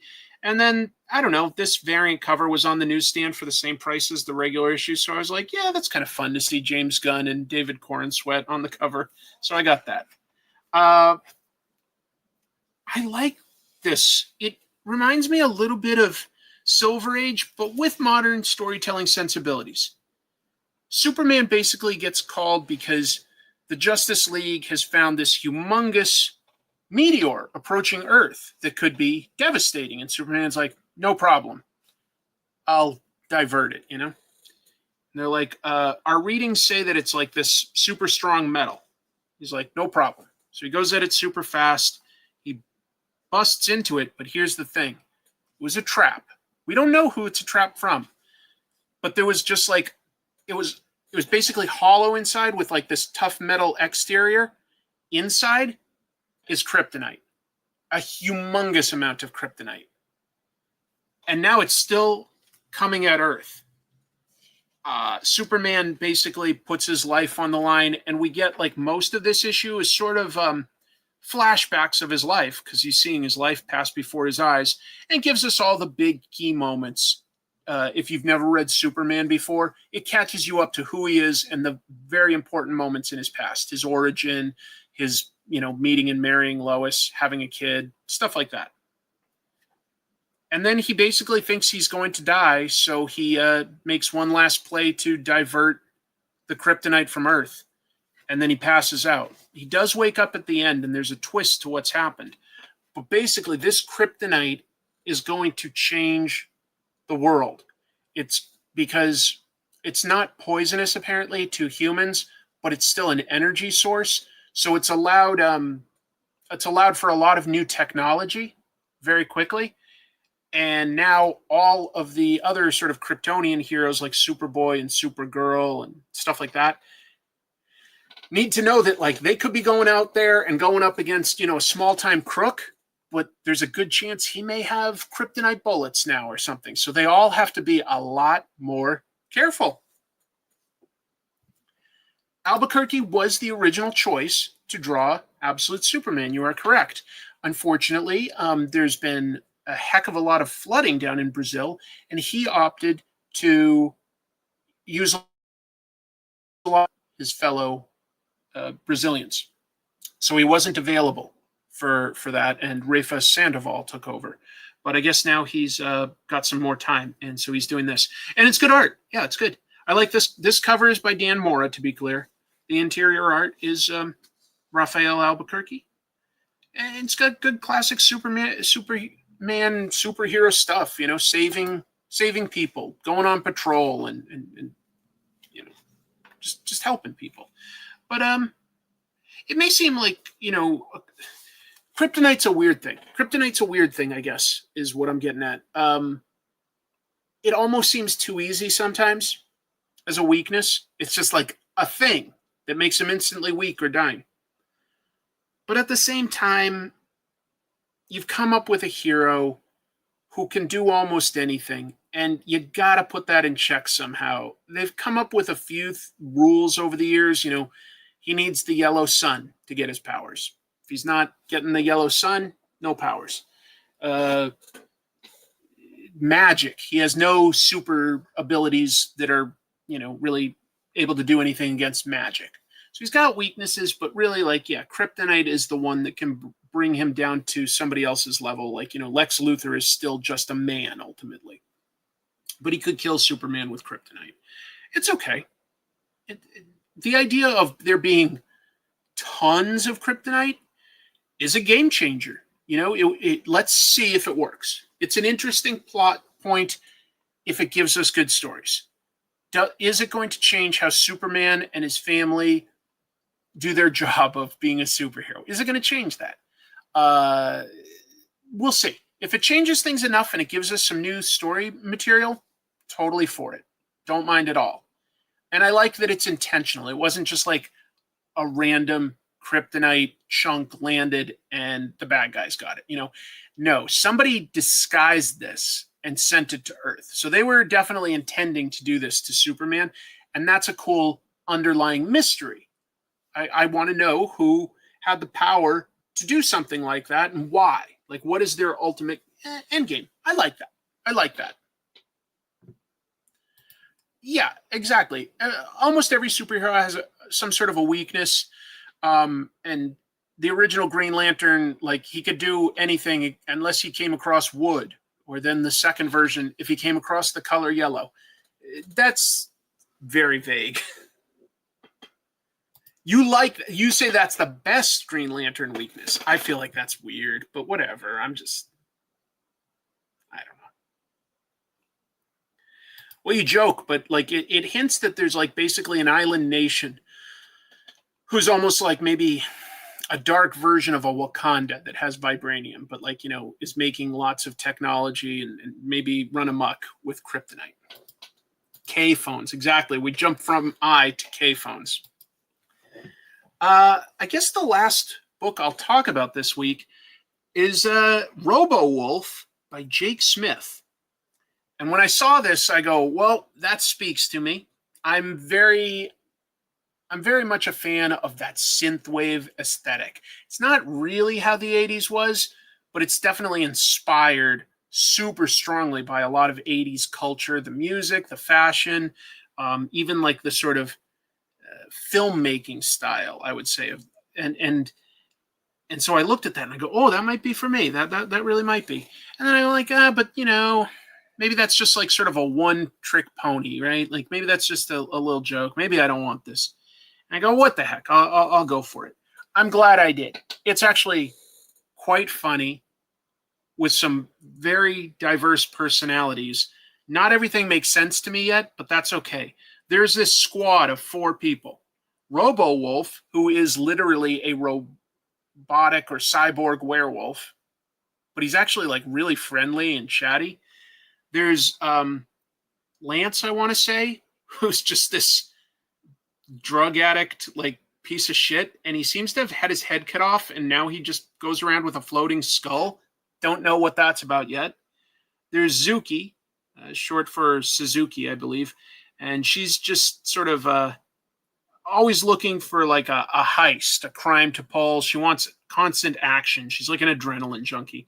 And then we've got like, the tech expert who's a total coward and has no confidence in himself, but he's like the best hacker in the world. And those are some fun archetypes to play with. Yes. Like, I think turning on some synthwave music while listening to this makes it quite an enjoyable ride. And yeah, they're sort of like bank robbers, I guess. Except it looks like everybody in the government is really corrupt and fascist. So you don't really care. Jake Rules, we had him at Ink Pulp Live last month to talk about Robo Wolf. Maybe I might have watched some of that because it looked familiar to me, Jim, when I saw it on the stand, and I was like, did somebody already send me this? Because it looks a little familiar, but then I'm like looking at a page and going, no, I didn't read that. So maybe I'm imagining it. There's reasons to care about the characters. Robo Wolf has a daughter that he loves. He's actually kind of a bit of a dopey father because he's a little too robotic. Like, for instance, she's so excited for a birthday present, and she's just happy to spend time with her dad. And she's like, I'll be happy no matter what it is. It's just that it's from you. And it's like a screwdriver. And he's like, don't you remember that time I was working on the van with a screwdriver? I could tell how interested you were. So I got you one of your own. And she's like, great. She just wants to spend time with her dad. She gets kidnapped, which sends the gang on like a mission that is not a simple heist. But I like this idea of like low-level criminals just sort of trying to get by in the world and like trying to do good now. Look at the colors. Lots of purple and pink hues, which helps contrast when they've got like these sunsets or certain environments that will have an orange. It's a great contrast. I love the aesthetic. Yeah, it's fun. There's a certain amount of detail to the art that beyond going for something that's like a little silly, like haha, a guy with a skull head or haha, a guy with a wolf head. There's a certain amount of detail and action that reminds me favorably of guys like James Herron, James Stokoe, Daniel Warren Johnson. So it's got some of that modern, high detail, impactful action, but with an 80s aesthetic. I liked it. I legit thought that this was a blast. Just really, really fun. So, out of all of these books that I read, what would I pick for the book of the week? Well, I surprised myself because I almost didn't pick it up. Robo Wolf ended up being my pick for book of the week. It's not too silly or too one note. It's actually quite deep with the character development. The art, there's no shortcuts. It's quite detailed. And the colors are gorgeous. Really makes this thing pop. So I don't think you even have to be into 80s comics or 80s music and 80s fashion to enjoy this. It might help, but I think you'll enjoy it no matter what. This is my pick for Book of the Week, Robo Wolf by Jake Smith through Dark Horse Comics. I surprised myself with that one. Oh yeah, John Carpenter, modern synthwave stuff, totally get it. By the way, this issue of the Ultimates would also be a strong recommend. Strong recommend. I'll put my comics here, and since, we got the news of Peter David passing away, I was doodling away at try an attempt for Spider-Man 2099, and I thought I'd just ink it a little while chatting with you all. Yeah, VHS low production had insane synth. Reanimator's good. 1986, great year. Rode my bike to the LCS, bought Dark Knight Returns off the shelf. I dug it. We'll certainly go grab it. Nice. Darrington. I'm not sure if I know who that is off the top of my head. Sorry. It's not coming to me. My shoulder has been really bad lately, so it's fun to draw, but this also hurts, so I definitely don't think I can do this for more than like 30 minutes or so. That's just a guess. I did see a doctor. I'm going to have to see an orthopedic doctor next to work on my frozen shoulder issues. Unfortunately, they said they're super backed up and to maybe not expect a call for about 3 weeks. And then when I get the call, that's when I can schedule an appointment to have them look at my shoulder. I'm just trying to skip steps and go straight to a cortisone shot since that's what helped me the last time I had this issue. We'll see. Artist Todd Smith also passed away recently. I'm trying to remember what Todd Smith worked on, and it's just not coming to me, but it might be my problem with names. Todd Smith, help me out here. What did Todd Smith work on that I might have come across, or at least somebody else out there did? That would be helpful.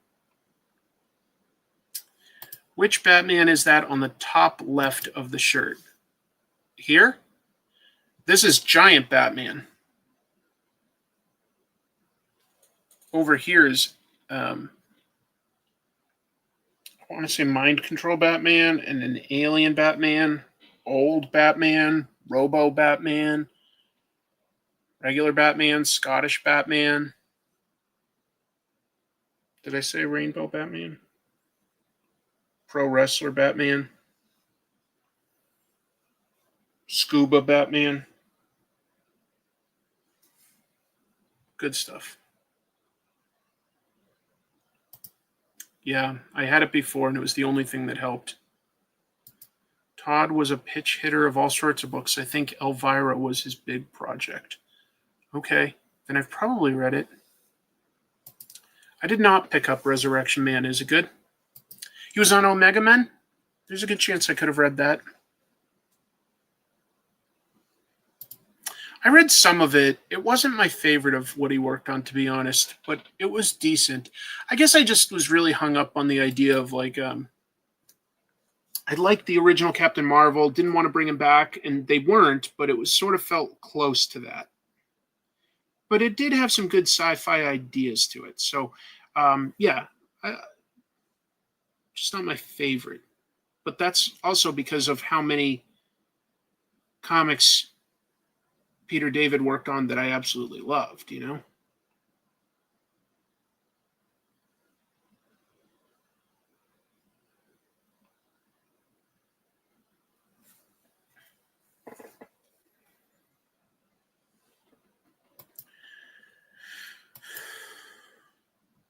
He drew Green Lantern, Blue Devil, Peacemaker, and Vigilante. Marvel, he did The Punisher, Silver Surfer, and Green Goblin. With all those books, I had to have come across his art. I'm sorry that I'm not remembering it right now, but my deepest sympathies to his friends and family and his fans. Appreciate you pointing it out, and I'm sorry that I missed it.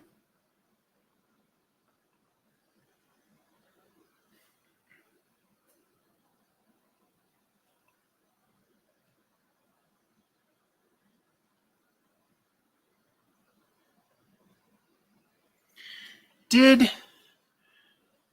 Miguel O'Hara have talons? I feel like he did have talons. Like his fingers, he could like get hooks out of them.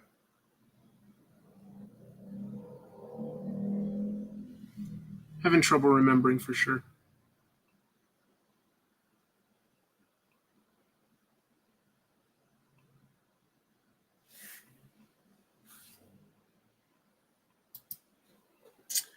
No, I don't. I didn't get this one from that, but I do have one of those. I want to say the one with weapons, but I don't know where it is. I misplaced it as I misplaced many things. Okay, a bunch of people saying, yes, he had talons. Okay, I should have drawn that in originally, but I didn't. Oh, whoops.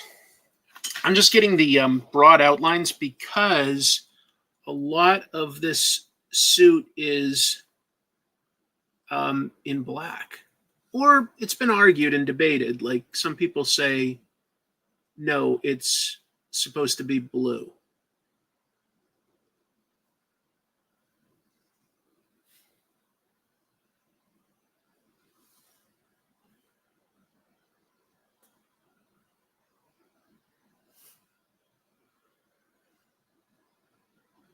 What do you think for Spider-Man 2099? Black or blue?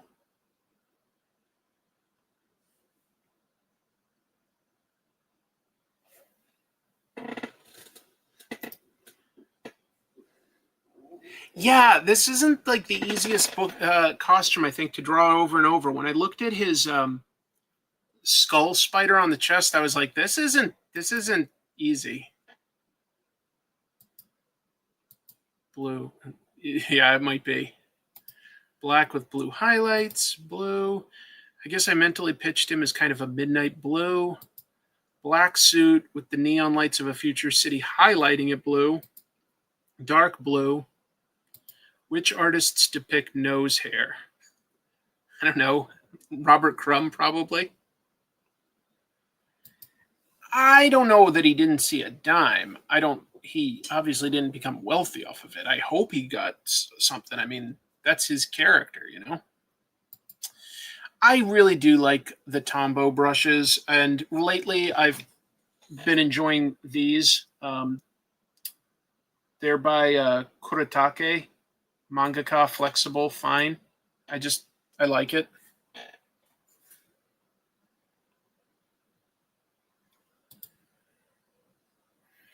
$20.99 was kind of cyberpunk. Yep.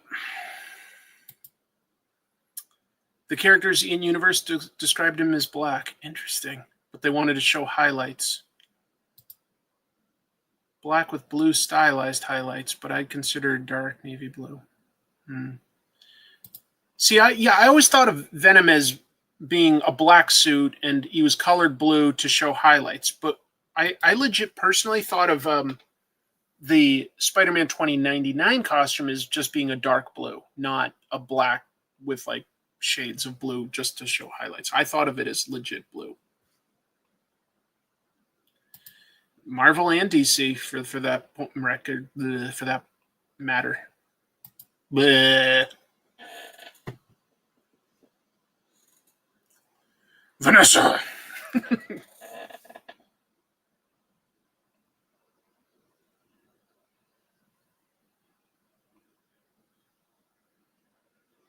I sent that to my sister while she was at work. She told me, "Oh Lord," but she said one of her coworkers was overhearing it and started like singing Black Parade.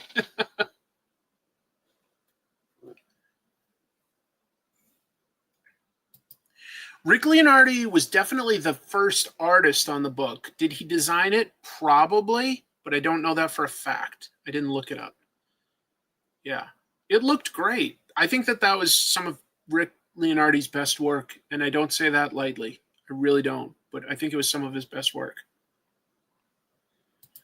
T. Franklin said she only got $300 for Sun Spider appearing in Across the Universe. Meanwhile, her comic at Image, Bingo Love, she got $5,000 in residuals.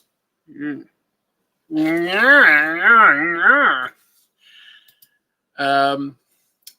on the next comic tropes right now, and I also now like to give my Patreon members at like the $2 and above levels an extra episode every month.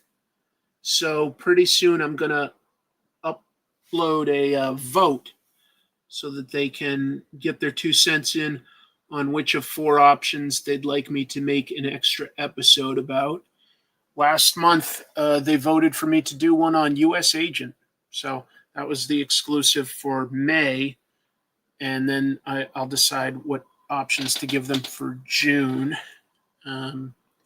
July shouldn't be hard. I'll probably give them some options based on like the superhero movies coming out, since we got both Fantastic Four and Superman. But that's been fun to be able to give people something a little bit extra.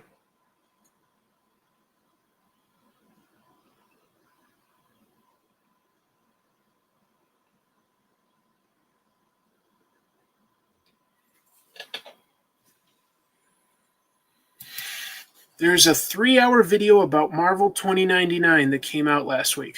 What kind of a video has that much to say about it? Like, is it just recapping it all? Or no? I feel disgusted about the news of David because of the lack of support that Marvel gave him. What do you think is the best way for readers to raise their voice about it? Well, again, I don't think it's 100% Marvel's responsibility. By that token, I'd say he did just as many stories at DC. So DC and Marvel have an obligation, but I don't know the terms of how he got paid.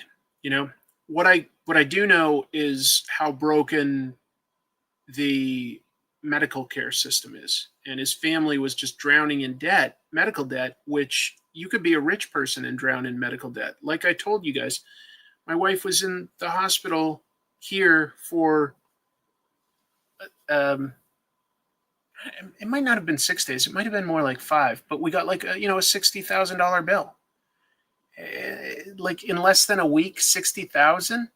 It's like as much as some people might be lucky to make in a year, and you get like a bill like that. It's just crazy. And keep in mind, they'd been cut off from Medicaid. So that's what I'd say is more important than trying to, if you want to make a comment on social media that like, hey, Marvel, I hope you were taking care of Peter David and his family.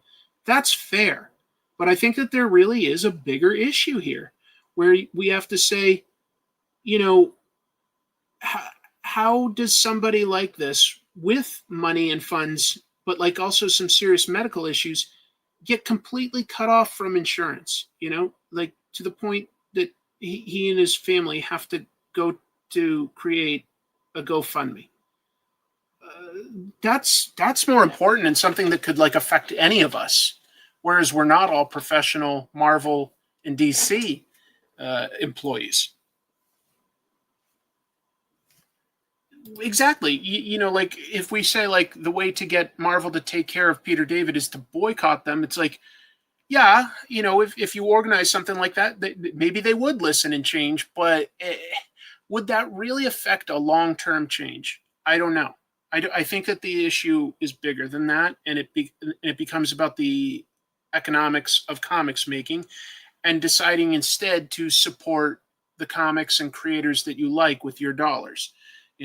If you think that Marvel is just taking advantage of people, well, there's a good chance that some of those people are doing a book also at Image or IDW or Boom or Dynamite. Like there's a good chance that they're doing something somewhere else where you can spend the money and still support them.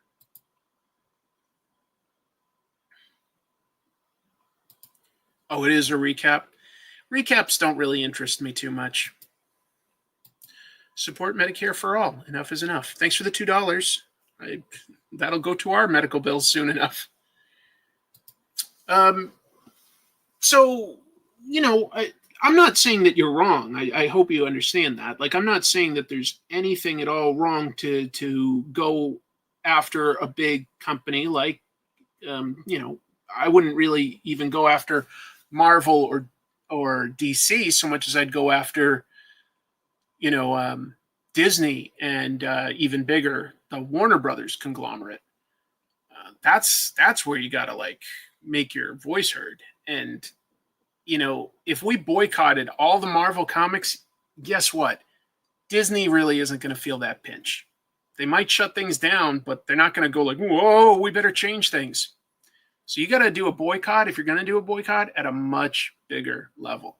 Like for somebody like Warner Brothers, you'd be amazed at how many things that they have their finger in. Are you going to turn off your own internet provider and stop watching all sorts of channels and TV shows and movies completely, as well as getting like any licensed products? I mean, that's a big ask. That's a really big ask.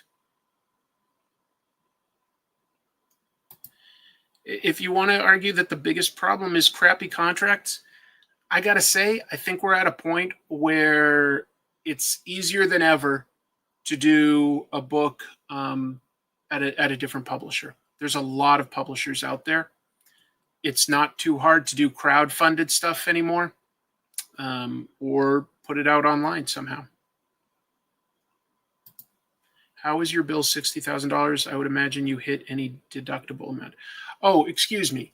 I don't mean to say that we owe $60,000. We did have medical insurance. I'm just saying what the initial bill added up to. Insurance did cover it, and we did have insurance. I wasn't trying to say that I was at this point swimming in a $60,000 bill, but that's how much it cost.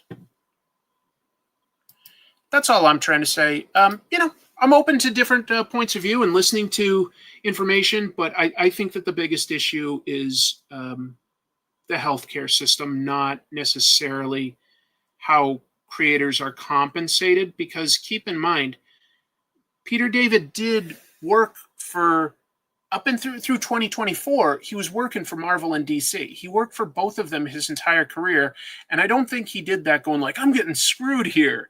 So he probably got paid fine. It's just that he didn't get paid enough to pay for all of his medical stuff, which was on the higher end. That's my take.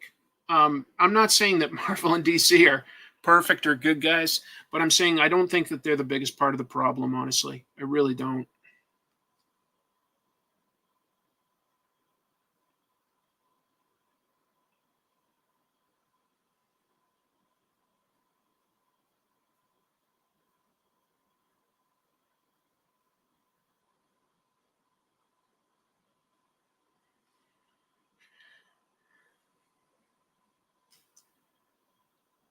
The thing I like most about like inking while doing this show is I really want to become better at finding techniques of feathering that I like, or hatching and cross hatching. Those are the things that I want to improve the most on right now.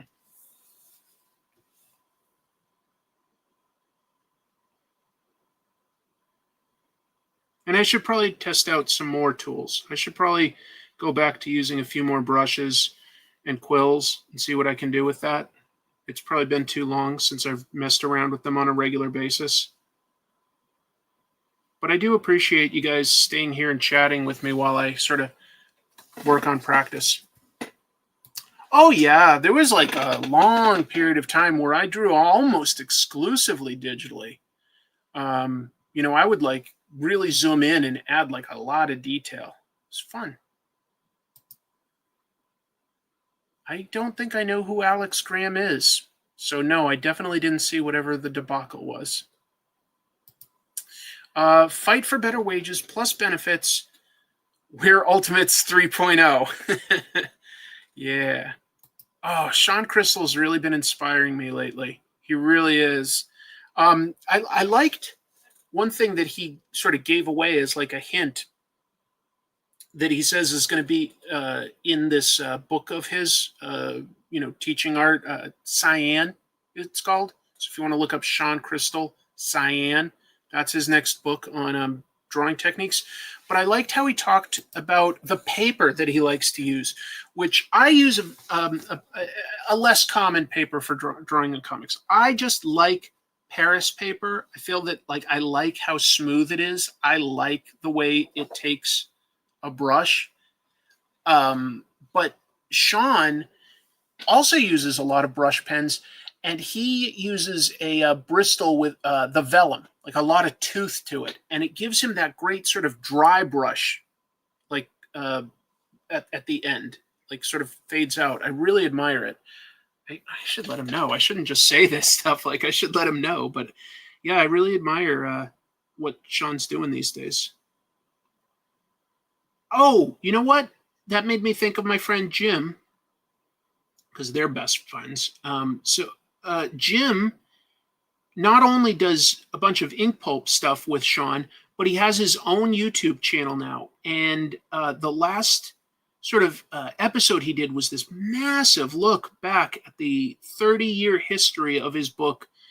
What do you call it? Girl Scouts. And he's going to do another episode this Wednesday night. So look up Jim Mafood's channel, and he really goes deep into his storytelling process and his art. It's really interesting.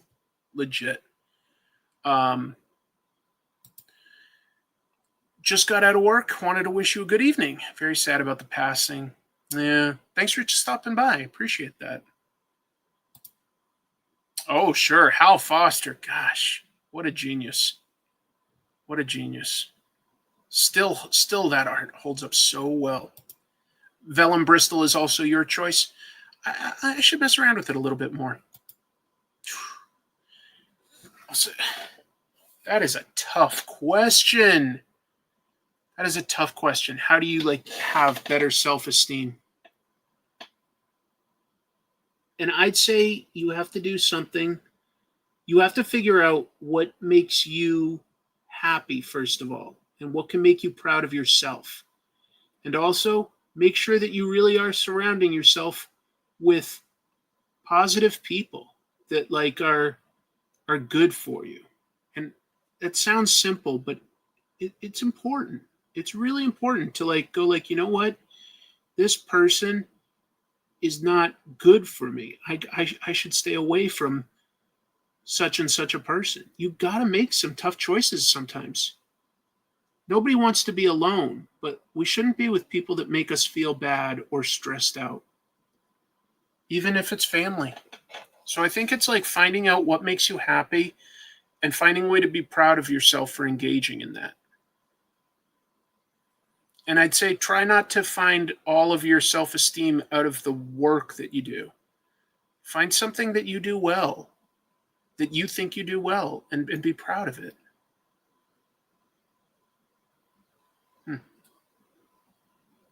Good luck. I hope everybody out there is doing okay. It's tough times. Miguel O'Hara's mask never made 100% sense to me, but I just chalked it up to it having future technology, because it really just looks like he's got a full mask over his face, including his own eyes. And I was always like, how does he see? I go, well, it's 2099. They'll have different types of fabrics or something out there. There's a way. Somehow there's a way.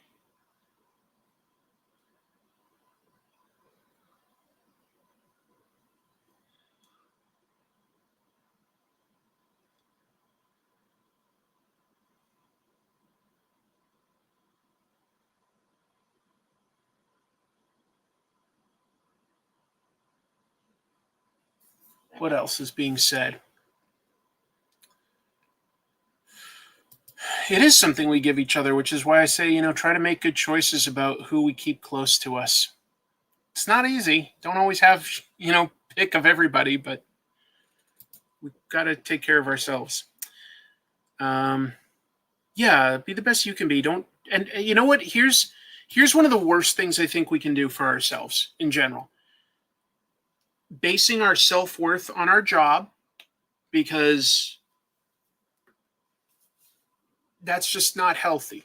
Our job is important. It's an important aspect of our life. We should do what we can to find a job that we can like the people we work with or be proud of the work we do. But don't define yourself by that job. Like, be like, okay, if I lost this job, am I still myself? Can I pivot to another job or another passion of mine and still be me? Because if everything is your job and that's taken away, bad things happen. Bad things happen. And I talk about what it is, but it's just too dark for this. And I'd say another important thing is and it's easy to say, and I'm not saying that I'm good at it, but I'd say don't compare yourself to others. It's really hard. It's really hard because you see other people that are maybe your friends or people that you admire. And then at a certain point you go, boy, they're successful. But that jealousy, that will kill your self-esteem. You got to let it go and not think about it. You just can't. It's bad for you. If you see somebody that's doing well, try to identify what you admire about their success and see what aspects you could work into your life. That's a positive way to do it. And I try to do that because it's very easy, like in comics or in YouTube, to look at other creators and there's always going to be somebody bigger and more successful. But then by the same token, I've gotten my channels to a certain level that others aren't at. And they're probably, I wish I could have what Chris has. But here's what we're never telling ourselves. We see one aspect of their lives. Like, I have over 250,000 subscribers on Comic Tropes, right? Over 250,000. But you're not seeing the physical pain I'm dealing with right now of my shoulder, which I wouldn't wish on anybody. Or the stress of worrying about, certain family members' health. And the fact that there are elements like that keep me having to keep a day job, which means I have less time to work on my YouTube stuff and grow it even bigger. Because I know I could get it bigger, but I don't always have the time. But I don't want to be jealous of somebody else that does have that time. Instead, I want to look at them and go, how are they using their time efficiently? What choices are they making to get where they're at? Do I want to do that same stuff? Because somebody are they doing it because they're taking on ads that I definitely don't want to take? Maybe. Are they based on drama? And I'd get burnt out if I talked about drama all the time. Maybe. That's the kind of stuff I'm saying. Try not to be jealous. Just look at what you like and say, is there something there that I could take from this? But try not to be jealous because that will kill your self-esteem. That will kill your self-esteem. So I can say these things just because, honestly, if anything, just my age and just going through and making certain mistakes. Doesn't mean that I'm getting it right, just to be clear. Long-time watcher, first-time commentator. Welcome. I watched The Eternaut based on your recommendation. Loved it. Such a great show. I'm now about halfway through the book thanks to the Hoopla app. That makes me really happy to hear. That's really positive. That's really positive. Anyway, I know I sort of meandered there, but hopefully some of what was coming out is useful. Because I do want everyone out there to be happy,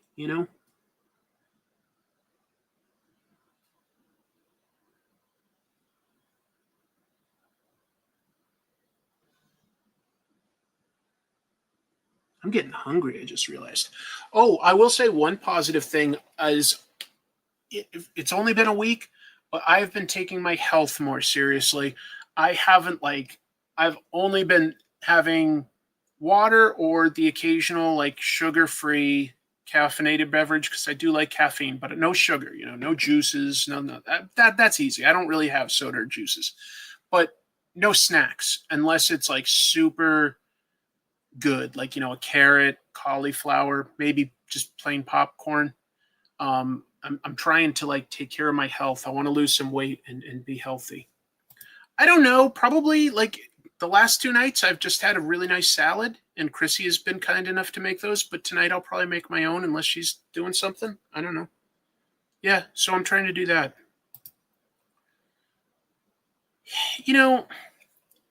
I guess I'm comfortable talking about it because I've been to the darkest place I could be and tried to just sort of finish things more than once, but I'm glad I'm here. And I feel like things do get better if you can wait it out. It's tough, but if you can somehow stick it out. And I also personally just feel like this is the only life we get. You know, maybe I'm wrong and there's something else, but that'd be lovely. But I just, don't really have that view. So without that perspective, I'm like, well, if this is the only one I got, I'm going to try to make the best of it. I'm not gonna be like a wealthy king or movie star or anything, but that doesn't mean I can't make the most of it. And you know what? I've had some good friends. I met a lovely girl that for some reason likes me about as much as I like her. and that's pretty amazing. So there's some wonderful things here and there in this world if we're patient. And we put in the effort of looking for them.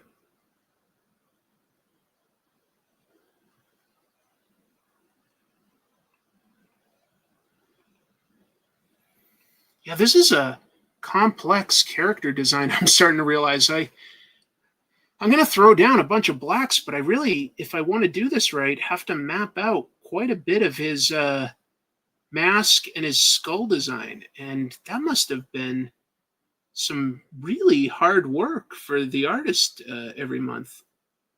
Anyway, you know what? I think I'm going to take a break and get myself some dinner, something healthy. And then I'm going to probably just veg out to Bronze Age Nerd while eating dinner and thinking about what I'm doing on my next Comic Tropes episode. When I woke up beside the chemical pit, that was Ra's al Ghul. Yeah, just the one life.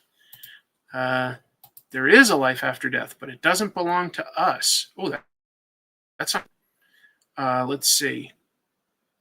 Bon appetit. Awesome. Later, Gator. You are all wonderful. I appreciate having you here on the show. Again, out of what I recommend that came out this week, the ones towards the top of the list would include Robo Wolf for sure. Superman Unlimited is a pretty fresh entry point into where Superman is right now. Redcoat was fun. A lot of fun books. The Ultimates was really good. Keep your eye on Comic Tropes because I'll have a new episode up there. And if you could just remember to at least hit the like button, maybe subscribe or share it with somebody, I appreciate that. Thanks, everybody. Keep reading comics. Bye.